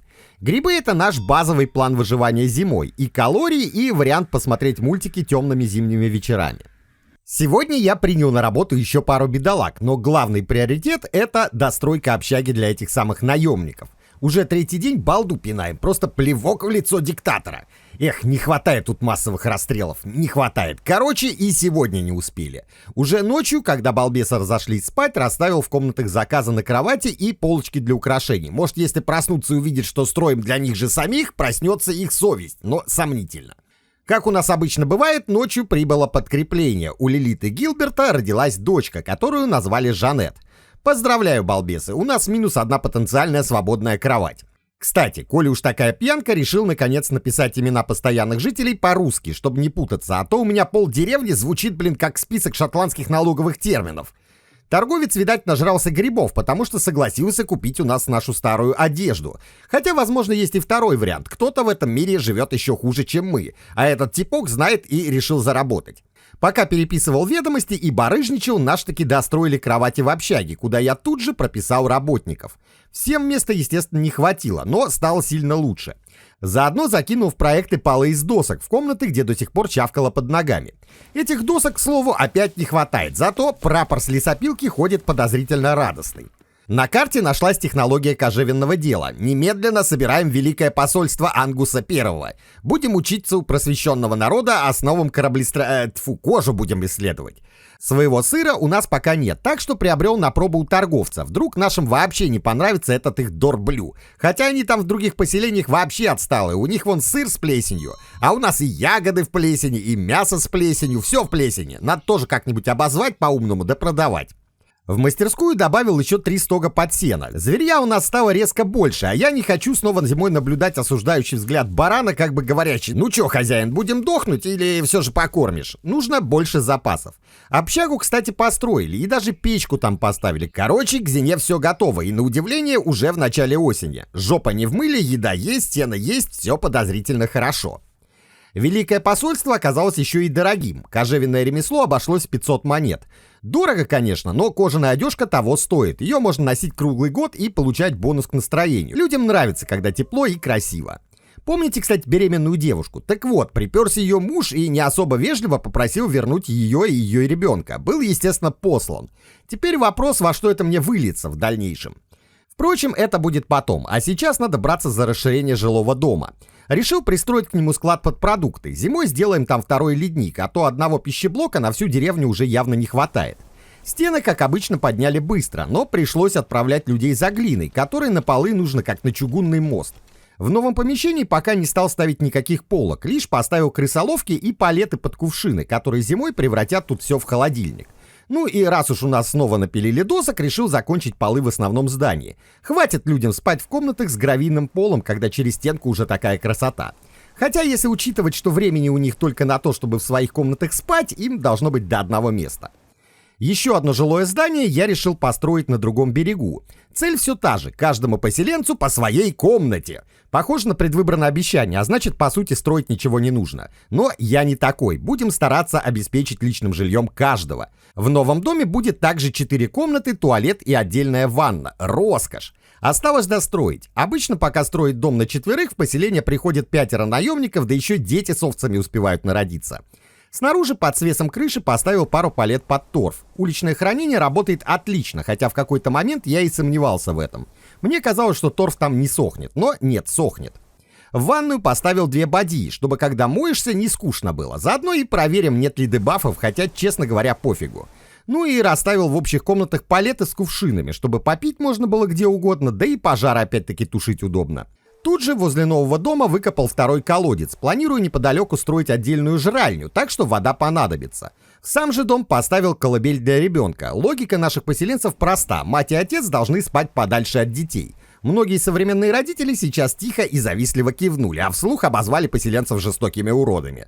Напротив дома пришло время строить ту самую жральню, склад для еды и кухню. Главное здание у нас, конечно, большое, но и оно не резиновое, а поселок постоянно разрастается в стороны. Значит, нужна еще одна точка, в которой будут морить червячка или буквально забивать его ногами. Хотел дать одну из комнат той самой матери с ребенком, но вот сюрприз, она решила свалить, причем без объяснения причин. А муж потом придет и скажет: «Где, блин?» Занимательно, однако.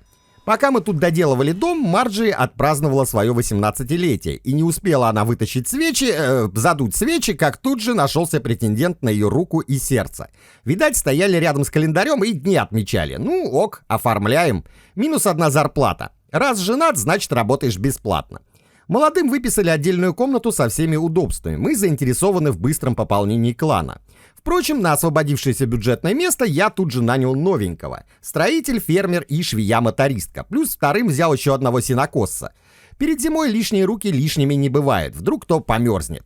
Дни рождения не закончились. Наш громоотвод Ангус тоже решил разжиться женой. Балбес, блин, но от сумы и жены не зарекайся. К этому моменту кухня и новая кладовая были почти готовы. В зоне готовки сразу постелил каменный пол во избежание пожара, а также прикрыл каменной крышей. Опыт показывает, что игры с огнем в деревянных домах идея так себе. Поставил камин и палеты под кувшины с водой. Сейчас продукты я тут хранить не буду, пока льда нет. Но ближе к зиме это, думаю, станет нашей главной кухней. Прошлой зимой от нас сбежали 2 или 3 человека. Поэтому в этот раз решил подойти к вопросу с размахом и набрать с запасом. Плюс буду их насильно топить в бадьях, чтобы точно не жаловались на грязь. Торговец тоже выручил. Подогнал нам шерсти и слитков железа. Зима скоро, а теплой одежды на всех нет. Да еще я по дурости продал часть меховых плащей. Поверил одной активистке, что все будет хорошо. Благо, что наемников вроде не нужно одевать, они типа со своим приходят. Ну ладно, проблемы проблемами, можно пока освоить западные болота. Сначала, как обычно, дорожки, а разработки после. Шерсти у нас накопилось прилично, я поставил в работу шерстяной плащ и пару чепчиков, чтобы ухи не мерзли. Говорят, через голову основная потеря тепла, вот и проверим на практике. Молодежь пошла шустрая, не успела 18-летие отметить, а уже залет. Бин, наверное, вообще в шоке, не думал, что так быстро станет батей. Впрочем, диктатора такой подход максимально устраивает. Нам нужны новые поколения, иначе через пару лет нам тут придется пенсионный фонд открывать и санатории. Дорожку достроили, так что дал нашим оболтусам задание на добычу торфа с западных болот, а разведчики притащили с карты информацию о новой точке технологии. Правда, чтобы до нее добраться, нужно начать делать продвинутые пайки, о которых мы ни сном, ни духом. Зато другая локация оказалась не такой далекой, отправил экспедицию туда. Дорожка, проложенная к западным болотам, прокладывалась по ходу по пьяни, так что решил проложить еще одну, более прямую. А заодно по дороге поручил собрать в округе травы и цветы. Вдруг кто зимой захочет украшения сварганить или покурить чего, откуда тогда возьмем. Правильно, надо запасать заранее. Ну и раз цветов у нас с избытком, украсил новый дом букетиками и прочими украшениями. Может, это еще кого подтолкнет к демографическим прорывам. Красивые занавесочки – лучший стимулятор репродуктивного настроения. Западные болота мы выработали подчистую, ну, по крайней мере, более или менее недалекую их часть. Походу, теперь придется ждать следующего года. В мороз гонять за торфом еще дальше, чем сюда, вариант такой себе. Ну, раз так, можно пока переключиться на другие дела. К примеру, доделать кожевенную мастерскую. Сейчас самое время. В недостроенном еще здании поставил 2 зольника. Это такие бочки, куда закидывают шкуры, и они там что-то делают в золе. Рядом поставил оскребщик. Видимо, для того, чтобы счищать со шкур золу. Сами создали проблему, сами будем решать. А если серьезно, то тут шкуры готовятся к дублению. Полки для необработанных шкур перетащил сюда из первой мастерской, после чего залил глиной полы в той зоне, где уже есть стены. Дальше поставил 4 бочки с отваром коры. В этом отваре зазоленные, отодранные и отдубленные шкуры будут превращаться в кожу. Ну а уже из нее будем шить себе БДСМ-костюмчики в швейной мастерской. Пока занимался всем этим, разведчики нашли обучение льняному делу. После кожи боюсь даже представить, что мне придется делать со льном. Отправил туда Мэрион. Вернется, расскажет.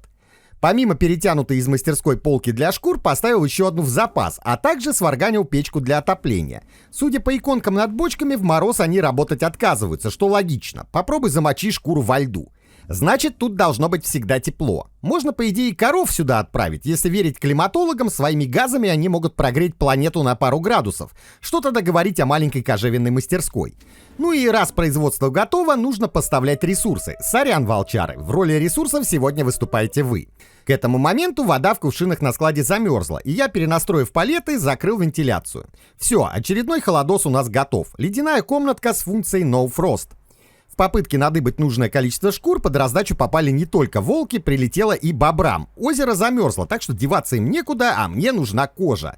Ну и от еды не откажемся. На новый склад еды поставил 4 корзины под продукты и 3 полки под мясо, плюс стойки под миски, чтобы сушеные ягоды и прочее не валялось под ногами. Опа, разведка нашла обучение по кирпичному делу. Не, мы в принципе и сами уже откладывали, когда дом горел или когда впервые на волков ходили. Но тут прям в промышленных масштабах, так что отправил Мерджери. Пусть притащит технологию. Ну а пока решал, кто там лучший по кирпичам, пошла кожа. А значит, можно назначать в пошив тунику и кожаные штаны. Ночки в нашем поселке обещают быть интересными. Жаль, плетки не завезли. Кожаная одежда производится быстро и пользуется спросом среди населения. Вот только кожи у нас маловато, а животные плодятся с недостаточной скоростью. Как вариант, разводить пятачков на кожу и бифштексы. Неприятно, но стоит подумать. Ну а пока думаем, охота, охота и еще раз охота. Глобально делать особо нечего, так что вполне можно начать готовиться к весне. Распахивать сугробы под будущие поля. Идея ништяк, если ненавидишь своих поселенцев. Ну или если ты просто зеленый диктатор. Ну и говнохранилище неплохо бы расширить. Ночные горшки продолжают выносить по расписанию. Даже, я бы сказал, с обычным опережением графика. А вот места под их хранение явно маловато. Да, все же пришлось делать лежанки для кота-паразитов. Эти засранцы опять самоприручились и на этот раз не только лишают нас мяса со шкурами, сжирая крысок, но и в наглую занимают места полезных барашков и коров. А главное, торговцы не особо желают этих Матроскиных покупать. Я бы и бесплатно отдал, но не берут. Видать, не только у меня зимой крысы в дефиците. Мастеровые проводят по полдня на рабочем месте, так что у зеленого диктатора случился приступ гуманизма, и он велел застелить там полы паркетом. Докатился, блин.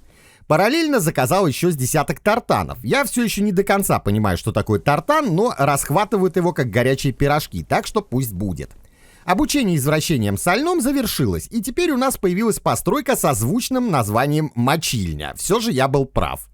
Штука эта ставится прямо на реку, и подозреваю, что там ничего хорошего не происходит. Ладно, пока она нам не угрожает, до весны лед не растает. Так что можно пока спокойно жить и, к примеру, проложить дорожку на восток. На юг и запад уже есть, осталось в Азию магистраль забабахать. Животинки диктатора не спрашивают и плодятся не как бараны, а как помесь кроликов с крысами, так что пришлось обратить внимание на их жилье. Выгулом никто не пользуется, в такой мороз ну его нафиг вашу ружу. Так что вместо части дворика решил расширить сам хлев. К вечеру наши исследователи притащили технологию кирпича. Здесь вроде никаких извратов, все толково и по технологии. Так что завтра будем заниматься кирпичным делом. Строить буду рядом с водой, там глину таскать недалеко. Прошло 60 с лишним дней, а диктатор лишь сейчас понял, что родители таскают своих детей спать на свободной кровати, причем иногда через половину деревни. Собрав консилиум, мозговым штурмом решили, что значительно проще поставить временную колыбельку прямо рядом с комнатой предков. Я бы и раньше такой придумал, но надо было посоветоваться.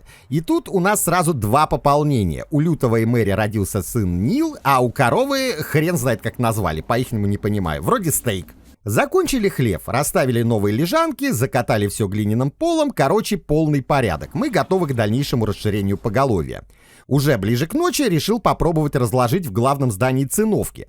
Может, хоть это поможет побороть грязь по всему дому, но что-то мне подсказывает, что даже если наши будут вытирать ноги при входе, кровь и кишки на кухне, которые у нас в гостиной, никуда не денутся.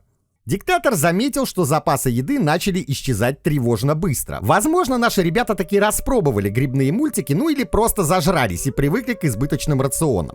В прошлую зиму вроде были скромнее, а страдать из-за этого будет опять местная живность. Теперь нужно не только ради кожи охотиться, но и чтобы было что пожрать.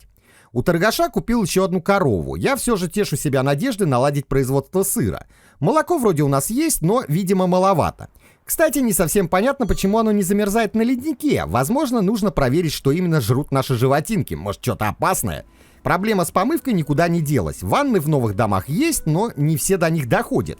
Многие просто не успевают и ходят вонючие. Получают минус к счастью и постоянно ноют. Пришлось вернуть бадью еще и в главный зал. Хотя, возможно, в том и состоял план наших балбесов. Проблемы, сплошные проблемы. Из-за них не получилось приступить к реализации кирпичной мастерской, как планировал. Руки дошли только сейчас. Начал строить ее на другом берегу ручья. Пока набросал стены и так, по мелочи.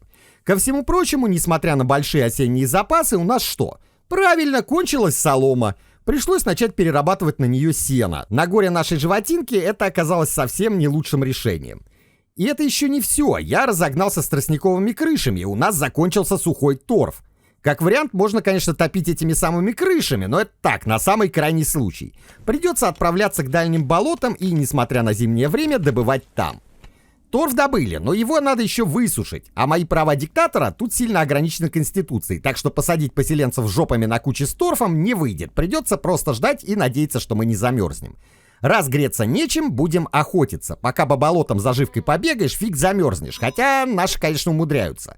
Во всем этом хаосе Жанет выросла и стала подростком с весьма неплохими задатками в починке и готовке, что нам, кстати, сейчас критически необходимо.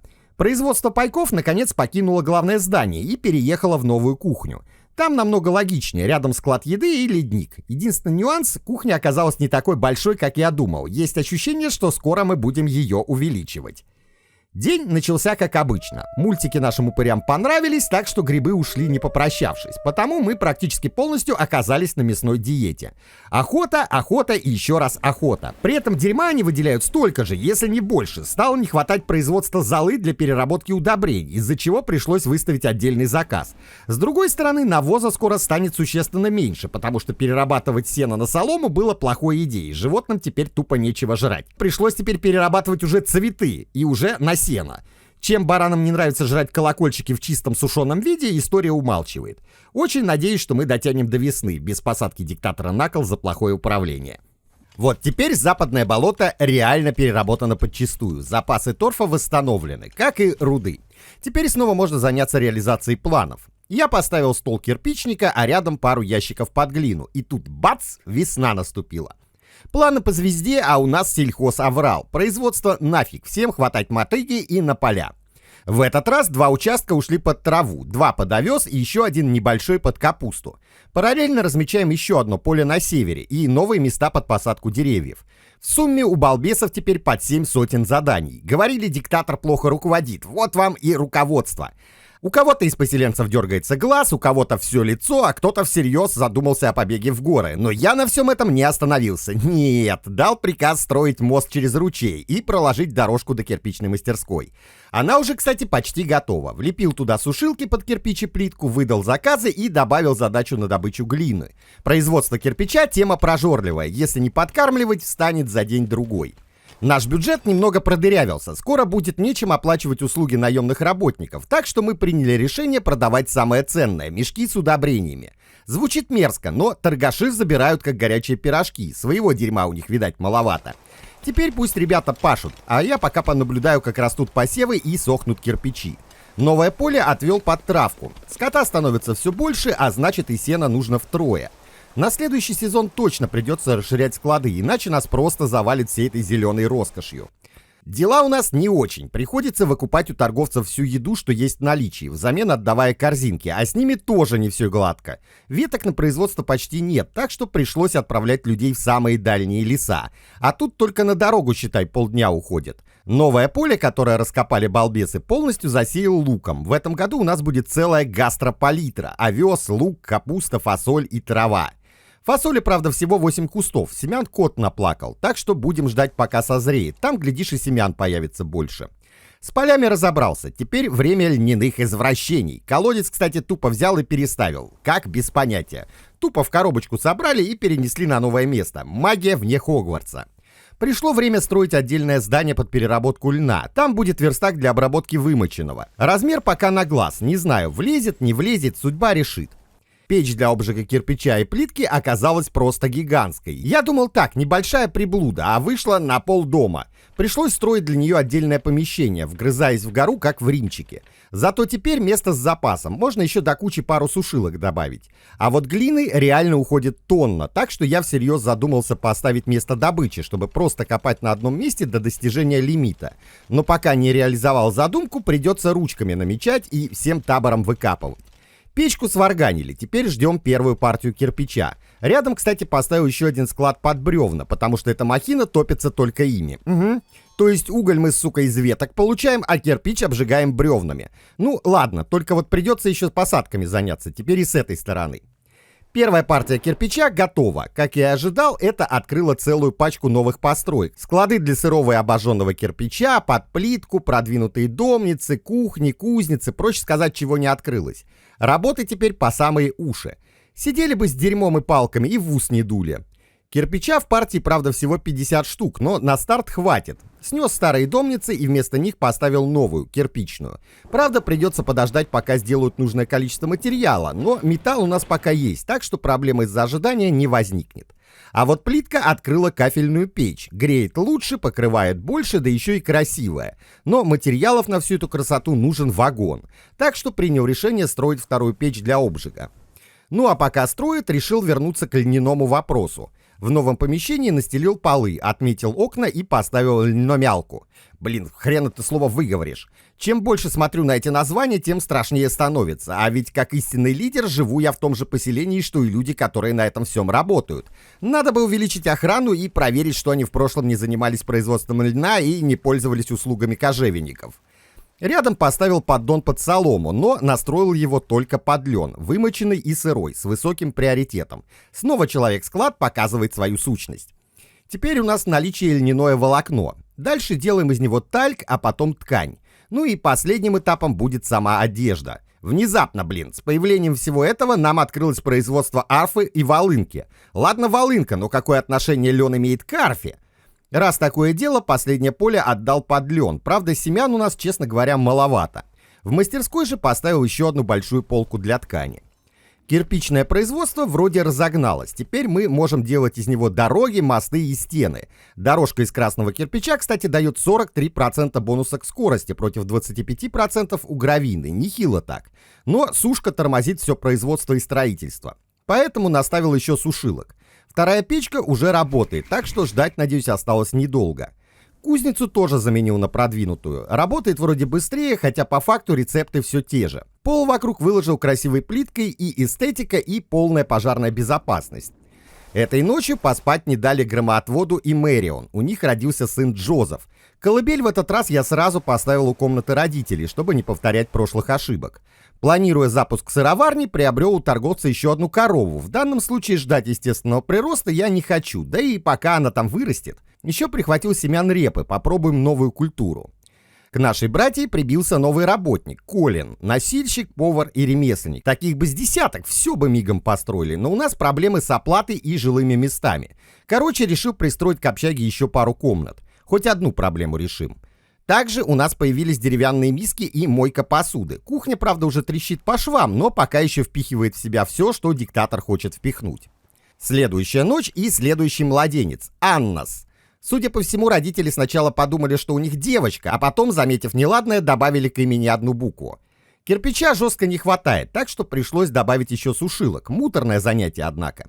Игра решила так же и разнообразила наш быт. В этот раз молния шарахнула в корову, причем прямо через крышу. Парнокопытная осталась жива, хотя игра уверенно говорила обратное, но слегка подкоптилась. Этого миру оказалось мало, и вторая молния зафигачила в дом. Загорелось сразу 2 комнаты. Хорошо еще, что кругом валялись кувшины, так что потушить получилось относительно быстро. Все, нафиг, пора переходить на кирпичные стены, а то так без деревни останемся.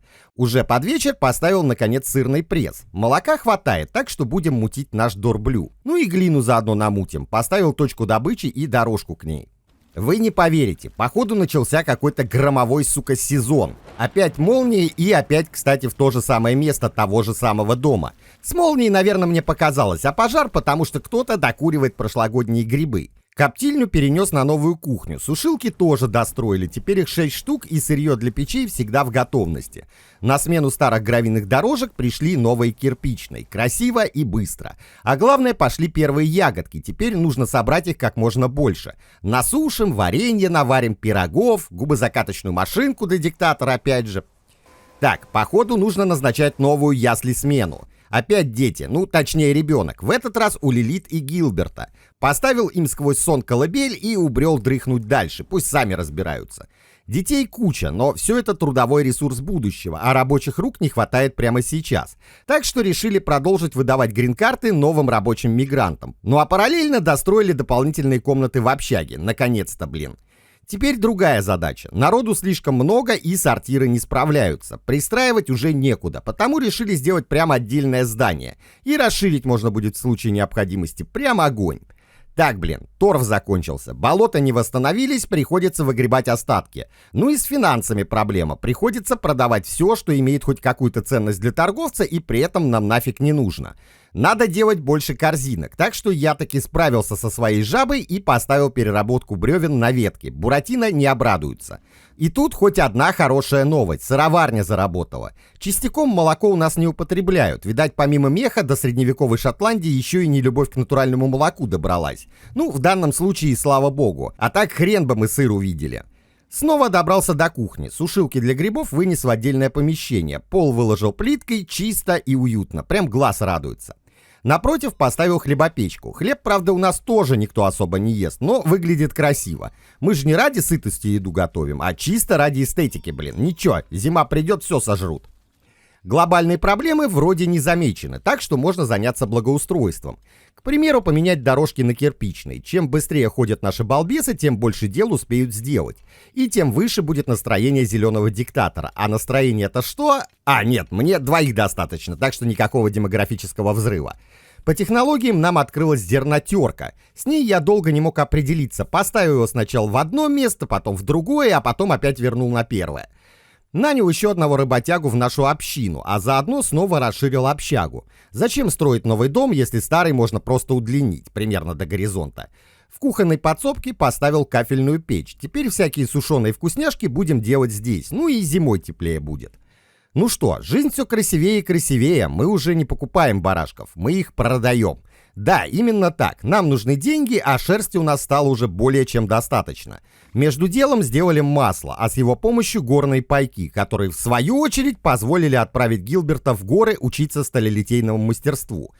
Ну а пока они там учатся, я велел ребятам заняться дикорастущими растениями. Бесплатная еда и материалы никому еще не навредили. В расширенной общаге тоже поставил кафельную печь. Здание увеличилось и имеет смысл поставить что-то более мощное для отопления. В 85-й день из значимого занимался только мебелировкой комнат.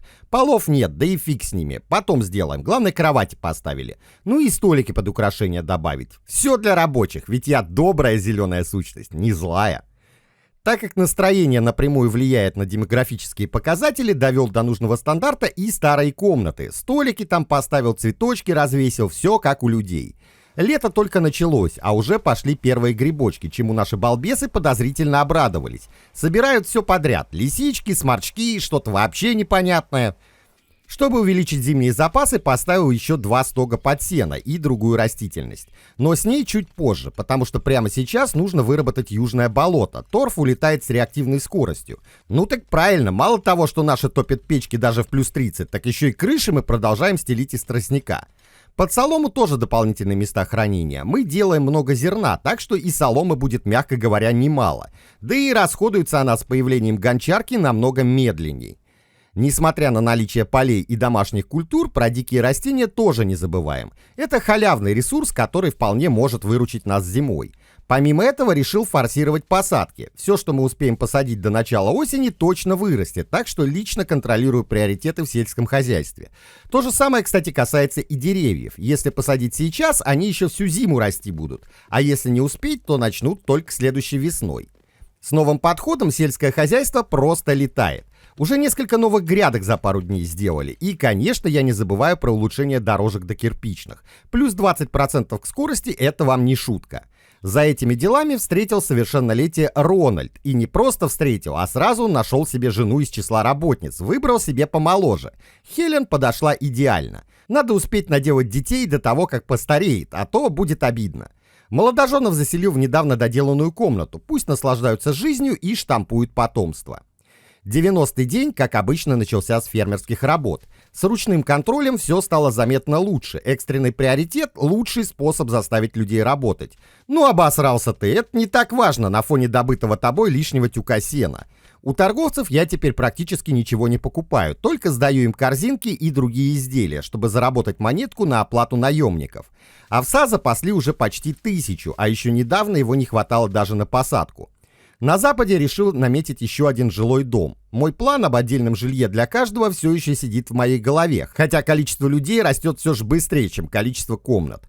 Туалет в доме решил не ставить. Идем по пути Хрущева. Ничего лишнего, типовое строительство, а все лишнее отдельно. Слава богу, до сортиров на улице Хрущев не додумался. Правда, там размер кухни не сильно отличается от сортира, но это уже совсем другая история. Посреди ночи заявился наш сталелитейщик, живой, с рецептом стали и глазами, как у совы на кофеине. И что же, никаких нанотехнологий, просто руды нужно в 2 раза больше. Ну, спасибо, родная наука, хоть без шаманства. Тут же снял железные чушки с конвейера и поставил стальные. Железо еще пригодится, гвозди, полосы, прочая цивилизация, но запас пока еще есть, так что можно пока обойтись. Второй разведчик вернулся и радостно доложил, что нашел таверну. Ну, конечно, классика жанра, пошел в разведку, нашел кабак. Ну, ладно, хоть польза есть, там, оказывается, учат готовить. Значит, отправляем Лютого, он у нас человек универсальный, если не сгорит кухня, то все сработает. И у нас праздник металлурга, выплавили первый кусок стали. Кузнецу сразу влепил задание на производство стальных слитков. Правда, выходит всего по 2 за цикл вместо 5 железных, вот тебе и прогресс. Новая кирпичная домница оказалась не такой шустрой, как рекламировали. Пришлось бахнуть вторую. Пусть парой фигачит, быстрее дел пойдет. Ну и на десерт поставил в производство стальную кирку. По совету игры. Угу. Хотя, честно говоря, не понимаю зачем. Кирка тут инструмент философский. Вроде есть, а толку ноль. Мы же не шахтеры, нам бы топоры, серпы и мотыги. Но раз надо, значит будет. Может, потом откроется, что кирка ключ к просветлению. Ну, так и есть. Сделали кирку, теперь можем построить стол для резки камня. И тут у меня вопрос. Вы, серьезно? То есть местные резчики по камню используют кирку? Не зубило, там, не молот, а именно кирку. Не хотел бы я с такими ребятами, честно говоря, в темной подворотне столкнуться. Ладно, ставим стол, пусть творит свое искусство. В новом доме велел настелить полы. В центре из красивой плитки, а в комнатах паркетик из строганной доски. Ну а на новом верстаке заказал партию обработанных каменных блоков. Посмотрим, что из них можно слепить. Выяснилось, что многое. Особенно заинтересовал трон. Сразу поставил. Зала тронного у нас, конечно, нет, но умудрились впихнуть просто в общее здание. Куда влез? Негоже главе клана без трона сидеть. Хотя, учитывая, что у нас тут даже табуреток нет, народ вообще узнает, что сидеть это не только в сортире на ящике с дыркой. У них и колени-то гнутся, по их мнению, только чтобы ходить. Сделал для пробы пол из обработанных блоков. В помещении их толка от него немного. Также плюс 10, как плитка или паркет, только делать геморройней. А вот снаружи может быть очень даже в тему, но опять-таки делать долго. Можно, конечно, поручить замостить им дороги, но, боюсь, работники, которые это сделают, потом и тебя рядом замостят. Но чисто визуально выглядит, конечно, неплохо, так что ради разнообразия кинул такой пол в камнерезную мастерскую. Выяснилось, что изготовление плитки и кирпича удовольствие тоже не из дешевых, особенно если топить печки бревнами. В итоге снова страдает лес. Темпы вырубки такие, что все, что я насадил за лето, даже не успеет помахать веткой на прощание. Когда, оно еще вырастет, мать его? Плитки на складе все еще кот наплакал, поэтому решил достраивать новый жилой дом поэтапно и начал со спален. Главное, чтобы из холла, который без крыши, вода под двери не заливалась. Но даже с таким минимальным планом профсоюз не дал закончить за день. А вот спать под дождем, кстати, им он не запрещает. Долбаная гроза, опять молния. И вы не поверите, опять в тот же самый дом. На этот раз не в угол, а прям в сердце, чтоб наверняка. Горела, мама не горюй. А приоритеты у местных при пожаре, как оказалось, простые. Сначала в туалет сходить, а потом уже спасение имущества. В итоге кровать и все, что было в комнате, превратилось в уголь.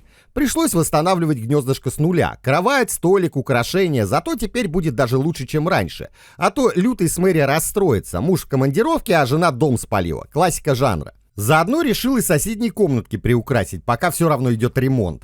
Но не успел отдышаться, как загорелось уже главное здание. И не абы как, а с размахом. Когда огонь добрался до палеты с торфом, я уже мысленно начал писать завещание. В итоге сгорела крыша, которая оказалась все еще из соломы. Срочно нужно найти непричастных и наказать невиновных. Впрочем, ладно, простим. Лучше заменим сгоревший кусок на черепицу, чтоб уж точно не загорелось в этом самом месте. А то у нас здесь действует правило: молния всегда бьет в одно и то же место и меняет его крайне редко.